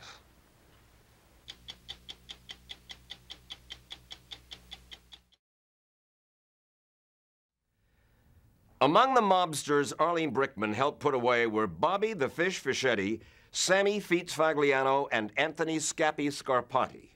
Policewoman Arlene Brickman? No, mob girl Arlene Brickman. Mob girl is what they call a woman who hangs around the mob, but this mob girl was no mere hanger-on. Just ask the FBI. Better yet, ask Ed Bradley. You were in the numbers business? Yes. Sports betting? Yes. How big? A few $100,000 a week. You ever loan shark? Once in a while. Drugs? Yes, I did. What did you sell? Coke, pot, maybe once in a while an eighth of heroin. And the mob was involved in that? That's correct. How did you do it? They liked me. I mean, they thought I had money. They thought I could bring them business. I could bring them a number deal, and you know, single action people. I could bring them drug people. I mean, you have to know who you're working. So in other words, well, let me put it to you this way, okay? Supposing you were a racket guy, all right? Now, I would find out what you do the best. I would talk to you about it. I'd get you to like me. And then I'd ease my way into you. And then I would ask you for a loan. Now, how could you refuse me? Could you refuse me? I'd say Arlene Brickman is the closest thing to a female mobster that I've ever seen. Aaron Marcoux was the assistant U.S. attorney who prosecuted the leadership of the Colombo family. I'm not aware of another woman who has been permitted to engage in partnership with a mobster in an illegal business. Oliver Halley was the FBI agent who handled Arlene during part of the time when she turned on the mob. Was it unusual for a woman to be in business with the mob? I would say it was highly unusual, particularly in her case, because not only was she a woman, but she's also Jewish. And with those two things, she still managed to become incredibly close to any number of organized crime figures, not just the Colombo family, but any number of organized crime figures over a lifetime. Why did you want to be a mobster? Because it was interesting. It was like a high. Some people smoke and some people do other things. To me, that was a high. But, I mean, that's not the only interesting thing you could have done with your life. Well, you were smart, you were attractive, you had good street smarts. You could have chosen what you wanted to do. Well, let me put it to you this way, Ed. Some people are Marjorie Morningstar, and some people are Sadie Thompson. That's just what I wanted to be. Even more than Sadie Thompson, the person Arlene most wanted to be was Virginia Hill. Hill was Bugsy Siegel's girlfriend and the most infamous mob girl of the time. In the 1950s, most Americans watched the Kefauver hearings on television to see Virginia Hill testify. Did you ever get any money from Meyer Lansky?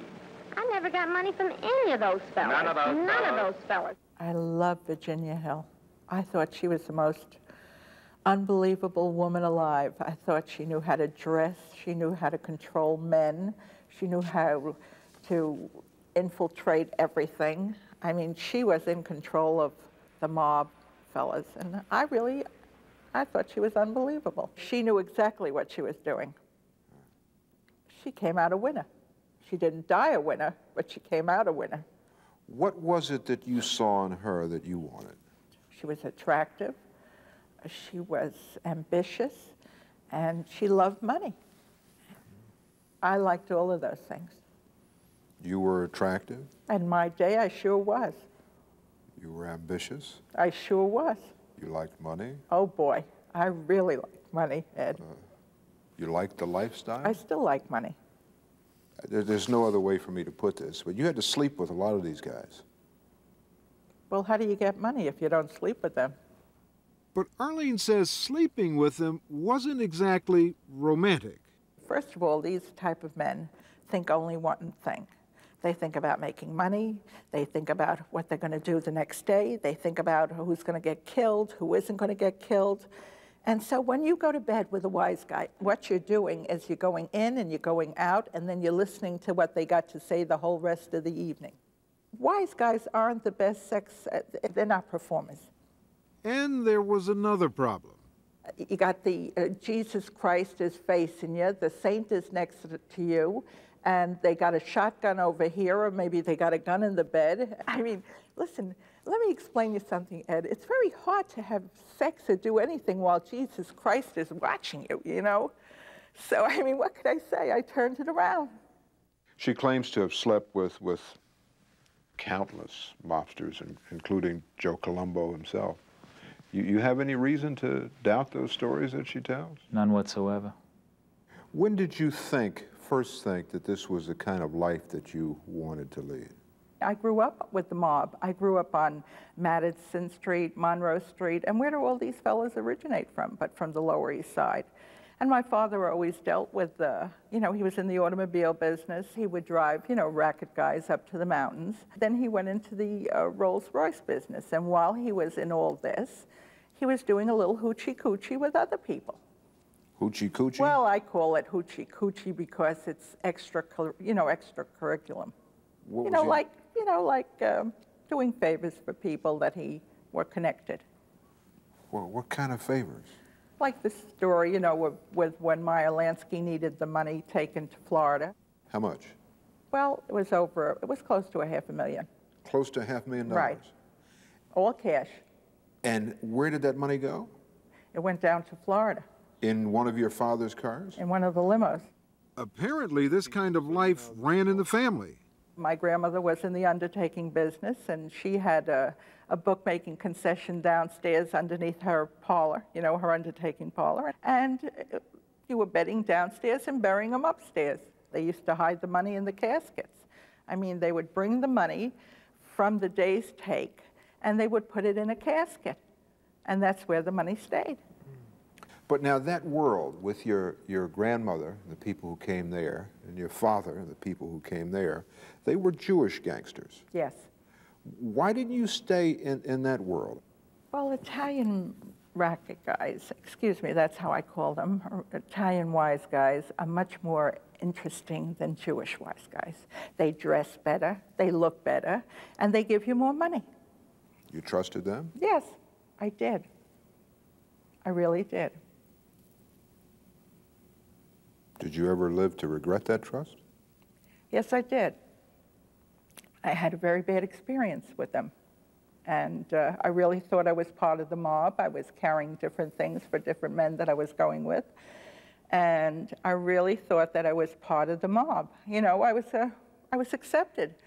And I just had a very bad experience, and I felt that they turned on me. When she was 24, Arlene was lured to the basement of a bar by a man she'd refused to date. He must have weighed about 300 pounds, and he really did a job on me. And then when I was screaming and everything, and nobody, you know, he actually raped me. And when I was screaming and helped me, and nobody came, and finally I saw 3 fellas coming down, and they did the same job. And not only did they do a job on me, they beat me up terribly. So Arlene says she told some of her big-time mobster friends what had happened to her.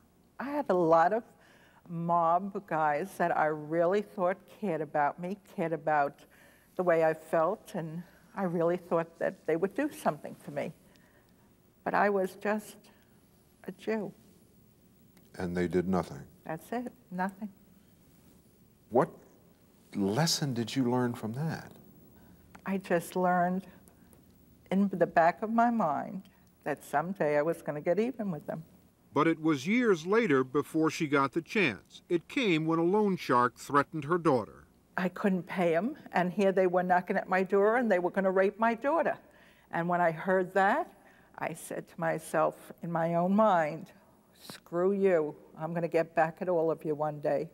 And I did, in my own little way. Or you took them down. Oh, yes, I did. Since 1976, Arlene Brickman has given information about the Mafia to more than 22 law enforcement agencies and been paid for some of it. Some of the agencies, the FBI in particular, tape-recorded her in action. I had no problems with the FBI. They even got me a little bag to carry. I put my little wires in there, the microphone would be sticking out, and I'd go about my business like Little Red Riding Hood. This Little Red Riding Hood brought down a captain and a number of associates in the Colombo family. According to federal prosecutor Aaron Marcoux, that captain was a potential successor to Carmine the Snake Persico. Had it not been for Arlene's work and the recordings she made and her testimony at trial, Anthony Scarpati would not have been convicted and would still be at large today. The FBI works with informants all the time. All the time. What makes her stand out? Why is she unique? In my personal experience, Ed, I have never worked with any informant who had, to use that Jewish word, the chutzpah, to ask the questions that she would ask. Probably the most classic question in that whole investigation was the one where she asked Manzo about who the boss was in the family and who were the other bosses. And Manzo told her, and it was on tape. You think you could be killed? Yeah. And why would you write a book? Because I thought I was going to get killed. And so I wrote a book thinking that if anything happens to me, all this money would go to my child. Nothing happened to Arlene, but her daughter is no longer alive. While Arlene was selling cocaine and heroin, her daughter Leslie was an intravenous drug user. She contracted AIDS, and before author Teresa Carpenter finished writing the book, Leslie died. You have a lot of regrets about your daughter, don't you? Yes, I do. You blame yourself? Yes, I do. I blame myself. I blame myself for not being a better mother. You know, there's an old saying, the sins of the parents fall upon the children. And I think for all the bad things that I did, excuse me, I didn't mean to do this, but that's why I think my daughter suffered so much. Arlene now lives in an undisclosed location with her dog Lucky and is about to move again. Do you think that she is in any danger now? Yes, I do. I think she'll be in danger until the last day of her life, which I hope will be a natural death. I think that all these fellas that I did a job on, some of them are dead, some of them are rotting in jail, and they're saying they're probably even watching me tonight. And maybe they'll have a little forgiveness in their heart. Maybe they won't. Well, then, what could I do? I've just got to face it. You could go in the witness protection program. I wouldn't go on no witness protection program for all the tea in China. Maybe I felt I was untouchable. And that's how I went around all these years, untouchable. You worried about the end of your life? You still think you're untouchable? I don't know anymore. I don't know. The only thing I could hope for, Ed, is that it's fast. That's all. Just fast.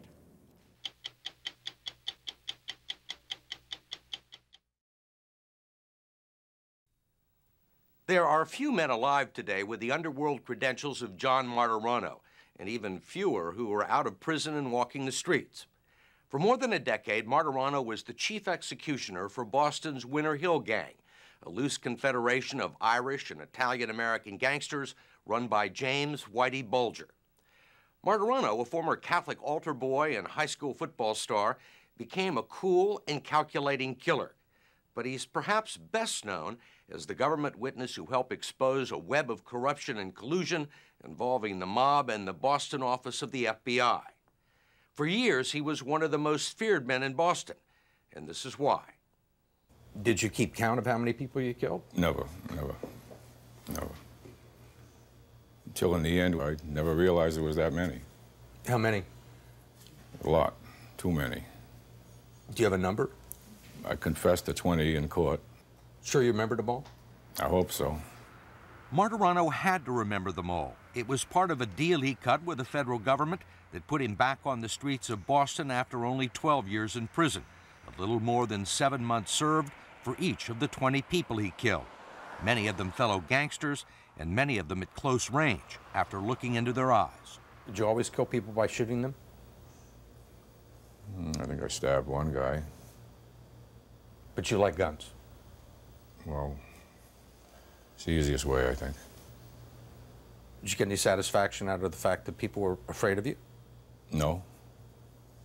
But everybody likes to be respected for one thing or another. His manner is unemotional and detached, and he speaks with the brevity of a professional witness, which he has become. His testimony helped wipe out one of the largest criminal enterprises in New England, for which he served as chief executioner. But Martirano is no psychopath, and he doesn't much like the word hitman. The hitman is, that sounds to me like somebody's getting paid a paid contract. I mean, you could never pay me to kill anybody. A lot of people would say you're a serial killer. I might be a vigilante, but not a serial killer. Serial killers, you have to stop them, they'll never stop. And they enjoy it. I never enjoyed it. I don't enjoy risking my life, but if the cause was right, I would. So you felt like you were doing the right thing? I always felt like I was doing the right thing. Even if it was wrong, I always tried to do the right thing. If you believe John Martirano, and the Justice Department does, he killed out of a sense of loyalty and duty. He sees himself as a stand-up guy, a man of his word, which is why he decided to talk to us. It goes back 50 years when Martirano was a star running back on the Mount St. Charles Academy football team in Rhode Island. One of his blockers was our late colleague, 60 Minutes correspondent Ed Bradley. That's you? Yeah, that's me. That's it. That's me. And that's Ed? That's Ed. That's Big Ed. That's what I call him, Big Ed. He promised Bradley he would sit down with him and tell his story, but Ed died unexpectedly before Martirano got out of prison. I never thought I'd be sitting here with you. I thought I'd be here with Ed, but I'm sitting here because Ed wanted to sit here with me, and I'm honoring that. I know one of the questions that Ed wanted to ask you, and it's sort of the way that Ed asked those questions. He wanted, I think he wanted to be sitting here and say, "What happened, Johnny? Why was it, you think, that you went in different directions?" Well, I think it was mainly the influence of my father and his principles and his values that he pushed on to me. His father owned an after-hours club called Luigi's in a rough Boston neighborhood known as the Combat Zone. It was a hangout for hoodlums who would become Martirano's role models, and many of them shared his father's simple Sicilian values. He was the oldest son, and he taught me, you're the oldest son, and this is your heritage. You got to take care of your family and be a man. I don't care what else you are, you got to be a man. It was a code he lived by and killed for. The first time, it was an ex-con named Robert Palladino, who he thought was going to implicate his brother Jimmy in a murder. Palladino was found under an expressway with a bullet in his head. You didn't see anything wrong with it? No. I saved my brother's life. Somebody got hurt. That had to be. It felt like a duty. An obligation. Was the next time easier? Well, it's sort of like a lawyer trying his first case. It's difficult, but the next case is easier. Then it gets easier, I guess, as you go, because it's, you know, doing this is harder than that. Why? Because it's hard for me to do. I never did it before. By the 1970s, his circle of friends and family had expanded to include the Winter Hill Gang, led by the notorious Irish mob boss James Whitey Bulger and Stevie the Rifleman Flemmi. Martirano was their partner in a business that included gambling, loan sharking, extortion, and murder. Martirano's specialty was conflict resolution. We had a lot of problems with people, and you know, you just kill them before they kill you. Just kill or get killed at times. I mean, on one occasion, you walked into a crowded bar and shot somebody in broad daylight. Correct. With the policeman across the street. Correct. That's pretty confident. Well, I felt confident. You know, you put a disguise on, and you know, and you just to get to feel invisible. Do you remember what the disguise was? Yeah, had a yellow hard hat, a white meat cutter's coat, full length, and a beard and mustache and sunglasses. What'd you do afterwards? I went home and changed, back to work. They operated out of this old body shop, long since abandoned, but Whitey Bulger's chair is still there. These are the rooms you don't want to go in. And so is his old office. I think that's the trap door for the cellar. Used to leave that open all the time, just intimidate people, try to get the truth out of them. Oh, yeah? People would look down there and just wonder. Anybody go down there and never come up? I think so, yeah. That's a nice little touch.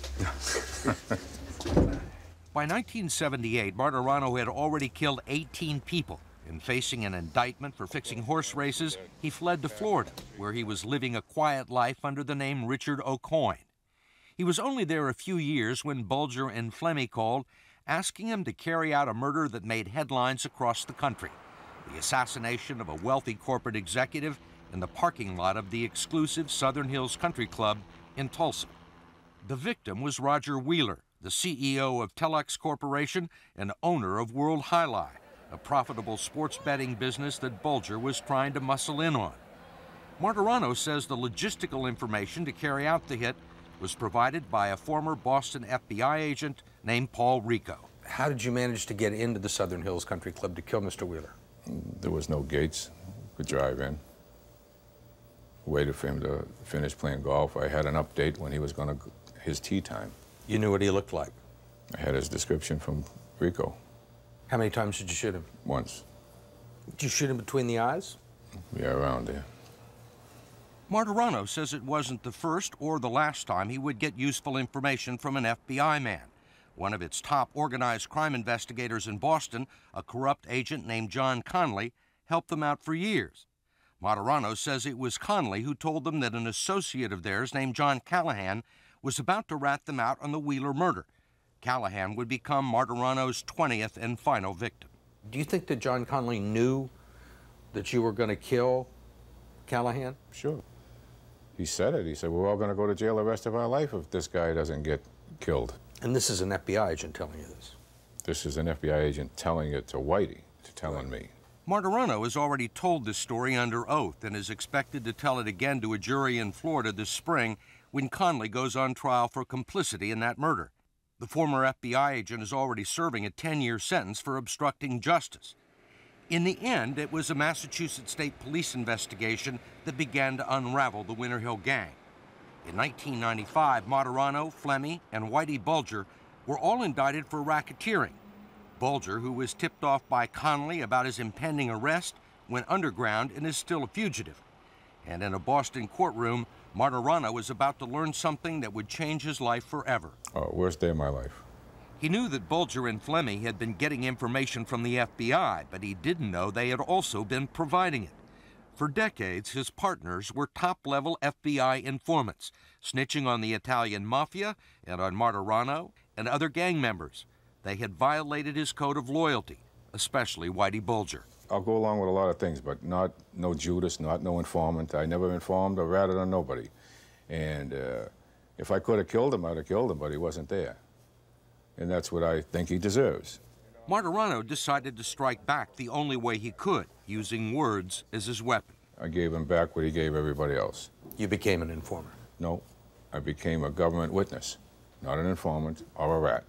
I became a government witness. What's the difference? One's got the courage to stand on the stand, the other one's doing it behind your back and dropping dimes. And how can I be ratting on a guy who's the rat for 30 years? I'm trying to stop him from ratting anymore. Bulger, who is still on the FBI's most wanted list, is now facing 19 murder charges as a result largely of Martirano's testimony, and Flemmi is in prison for life. Martirano's cooperation helped solve nearly 40 murders, including the 20 he confessed to, and it helped uncover secret mob graves, all in return for a sentence of just 14 years. In some ways, you got away with murder. In some ways, he did get away with murder. Donald Stern was the U.S. attorney who eventually signed off on the agreement. The only thing worse than this deal was not doing this deal. Because if we didn't do this deal, no one would receive any punishment for these murders. Corrupt law enforcement arrangements would not have been uncovered and prosecuted. And the cancer in law enforcement that existed in Boston for a number of years would have remained there. So you're saying it changed the landscape of organized crime in Boston? It did. Family and friends. Family and friends. When Martirano was released from prison last spring, he decided to return to Boston. He says he feels safe here now. Most of his enemies are dead, in prison, or on the lam. In some cases, regret can take over a person's life. I don't get the sense that that's the case with you. Well, maybe that's just not my temperament or my personality. Maybe it is, but you can't see it. Or maybe I can't express it the way you want it, but I have my regrets. You seem cold. I mean, you killed 20 people, and that's all you can say about it? I wish it wasn't that way. I mean, I wish there was none. You know, it can't change the past. I'm trying to do the best I can with the future and explain it as best I can. Mm-hmm. I regret it all. I can't change it. You still a Catholic? Sure. I mean, you burn in hell for killing one person. I don't believe that. You don't believe that? No. At one point, maybe a couple years ago, I sent for a priest and gave him a confession. It was maybe 30 years since my last confession, but I went through the whole scenario with him and went through my whole life with him and confessed. And at the end of it, he says, well, what do you think I should give you for penance? I says, Father, you can justifiably crucify me.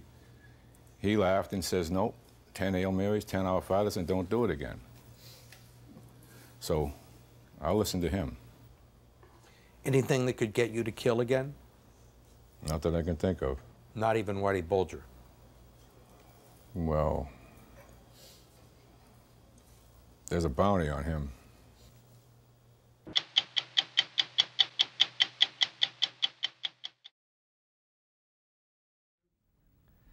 There's a new U.S. courthouse going up in New York City's Foley Square, the biggest, most expensive courthouse ever built by the U.S. government.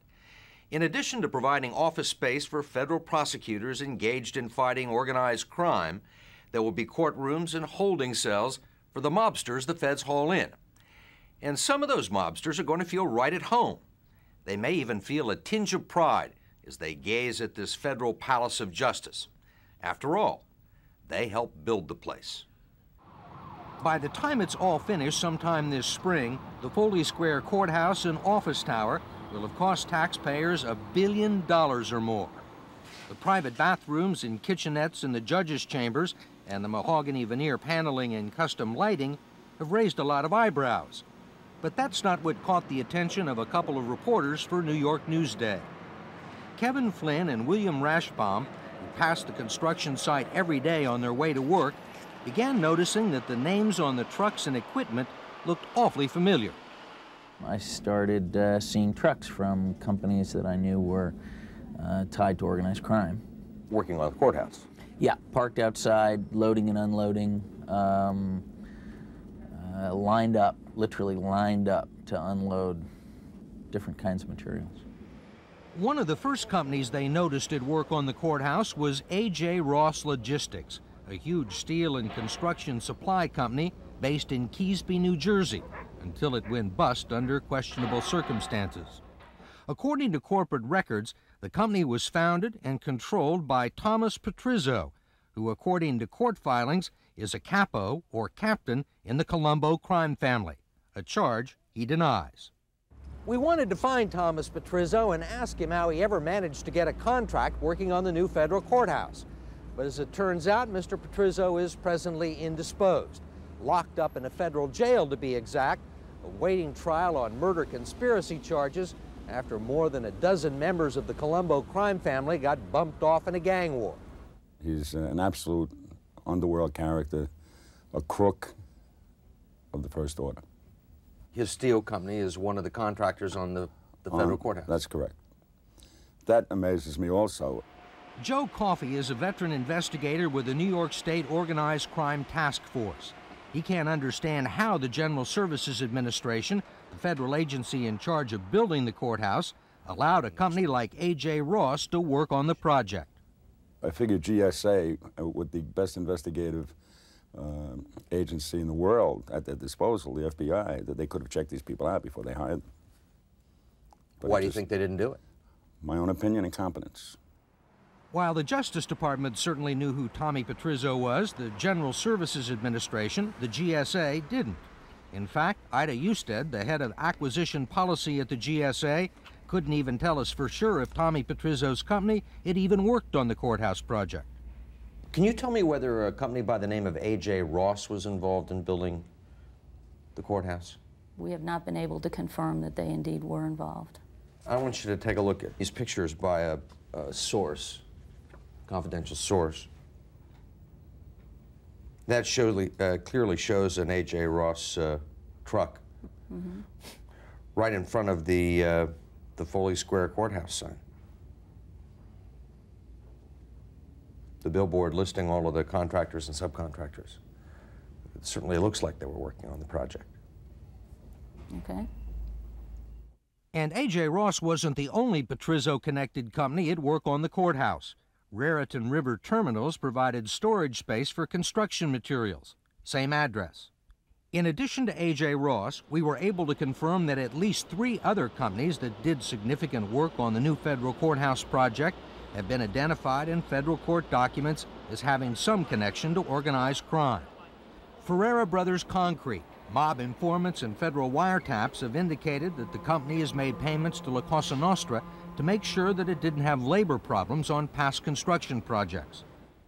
Ferrara Concrete has been notorious for years and years and years as being an associate of the Colombo family and also a major mover in the concrete business in New York.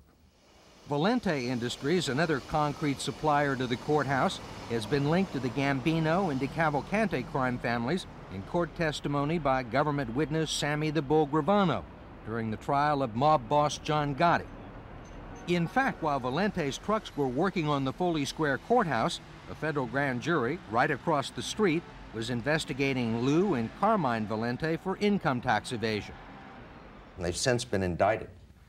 If we have evidence of that information, and I'd like for you to provide it, we will work with our Inspector General and take appropriate action to consider whether those firms should be debarred.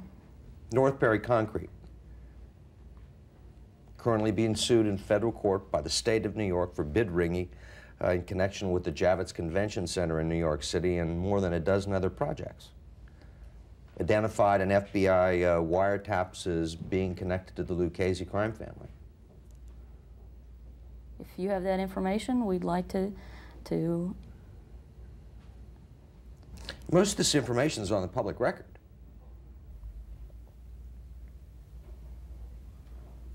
I mean, we found it in court testimony.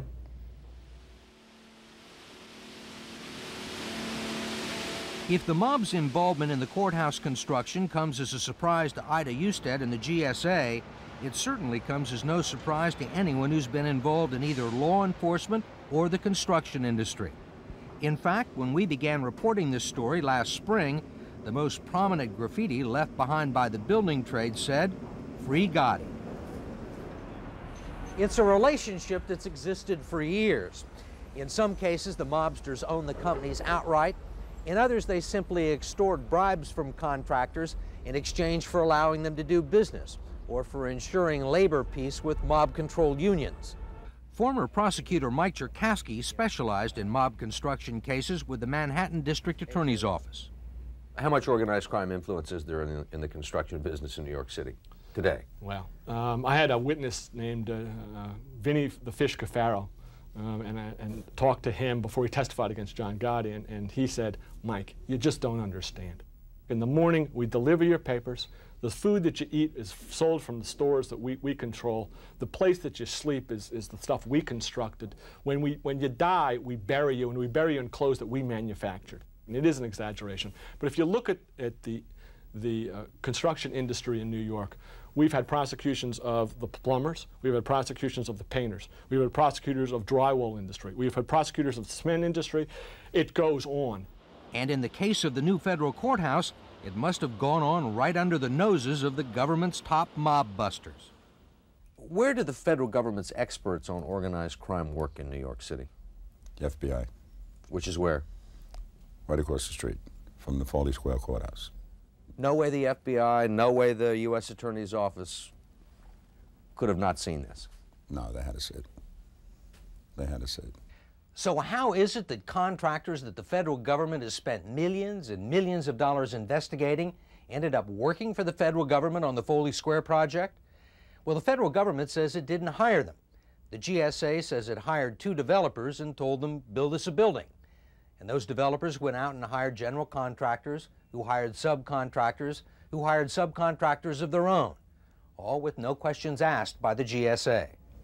We don't get into tracking to that level of detail down through the hundreds of subcontractors, who's being paid, what, and when, and how much. The federal government doesn't know how much it paid for concrete in the courthouse? Who got that money? We know what we paid the contractor we engaged to build the building and what it cost to build that building. You don't know who he went out and hired and paid? No, and when we buy a computer, we don't know who provided the guts of the computer in infinite detail down to the minor components of a computer. Ida Usted says the cost of tracking subcontractors is just too high. What you end up having to do is balancing, increasing the cost of every federal contract by 10, 15, 20% versus the possibility that in a few instances out of hundreds of thousands of contracts, some minor piece of the pie ends up with someone that you would prefer did not benefit. You're not telling me it's some minor piece of the pie. You're telling me that you don't know how big of a piece of the pie it is. That's right. It's not only possible that construction companies connected to the mob could end up working on a federal courthouse. In fact, it seems to have happened in this case. It appears that that may have been the case. Lawyers for those companies stress their clients have never been convicted of any crimes. And Ida Usted points out that just because a company has been identified as having organized crime connections doesn't mean it's guilty of anything. The GSA maintains a list of companies barred from doing business with the government. None of the companies we looked at appears on it. But 2 veterans of the crime wars, former federal prosecutors Greg O'Connell and Charles Rose, citing the mob's long history in New York construction, think the GSA must be doing something wrong and should at least be aware of whom it's doing business with. One of the ways that we've been able to go back and identify these companies as having connections to the mob is because of testimony that came out in federal trials, in courtroom proceedings. Pretty easy, isn't it? One arm of the federal government saying these are bad people, prosecuting them for organized crime, prosecuting them for things like murder.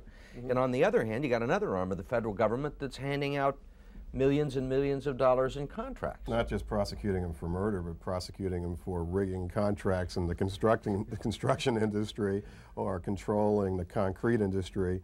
So it didn't take a lot, it wouldn't take a lot of work to identify certain of these companies that are involved because they're very prominent in the proof, they're prominent in the press attention to the cases, and it's simply a matter of coordinating that information.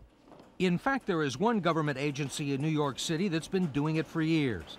Toby Thatcher runs the investigative arm of the New York City School Construction Authority, an organization that spent more than $4 billion in the last 5 years on public construction. And he says it's been able to keep the mob out. And it's possible, absolutely possible. Before any company can bid on a school construction job, it has to fill out a pre-qualification form. The School Construction Authority extends its scrutiny all the way down the contracting line to anyone with a contract for $500,000 or more. Sometimes, Thatcher says, just asking questions on a form is enough to scare the bad guys out of the bidding. And that questionnaire would show exactly who was in control of that company and who was bankrolling that company. It would also show the backgrounds of those individuals. And if it turns out the company lies, it doesn't get paid. Why doesn't the federal government have a screening program like yours? I think for an awfully long time, the federal government, and indeed society in general, has viewed the war on organized crime as being a law enforcement problem. The fallacy in that approach is that you don't win a war simply by locking up the generals. You've got to take out the armies. And in this case, the construction companies are the mob's armies. One of the companies that Toby Thatcher decided he didn't want building schools for New York City is the Julius A. Nasso and Associates Concrete Corporation, which he says has financial support from individuals with historic ties to organized crime. But the company still has plenty of business. We found them hard at work in Brooklyn on a $25 million contract. And what were they building? A new jail for the Federal Bureau of Prisons. Representatives we spoke with from Julius A. Nasso and Associates, Northbury, Ferrara, and A.J. Ross, deny any ties to organized crime and stress that they've never been convicted of a crime. Valente Industries didn't return our calls.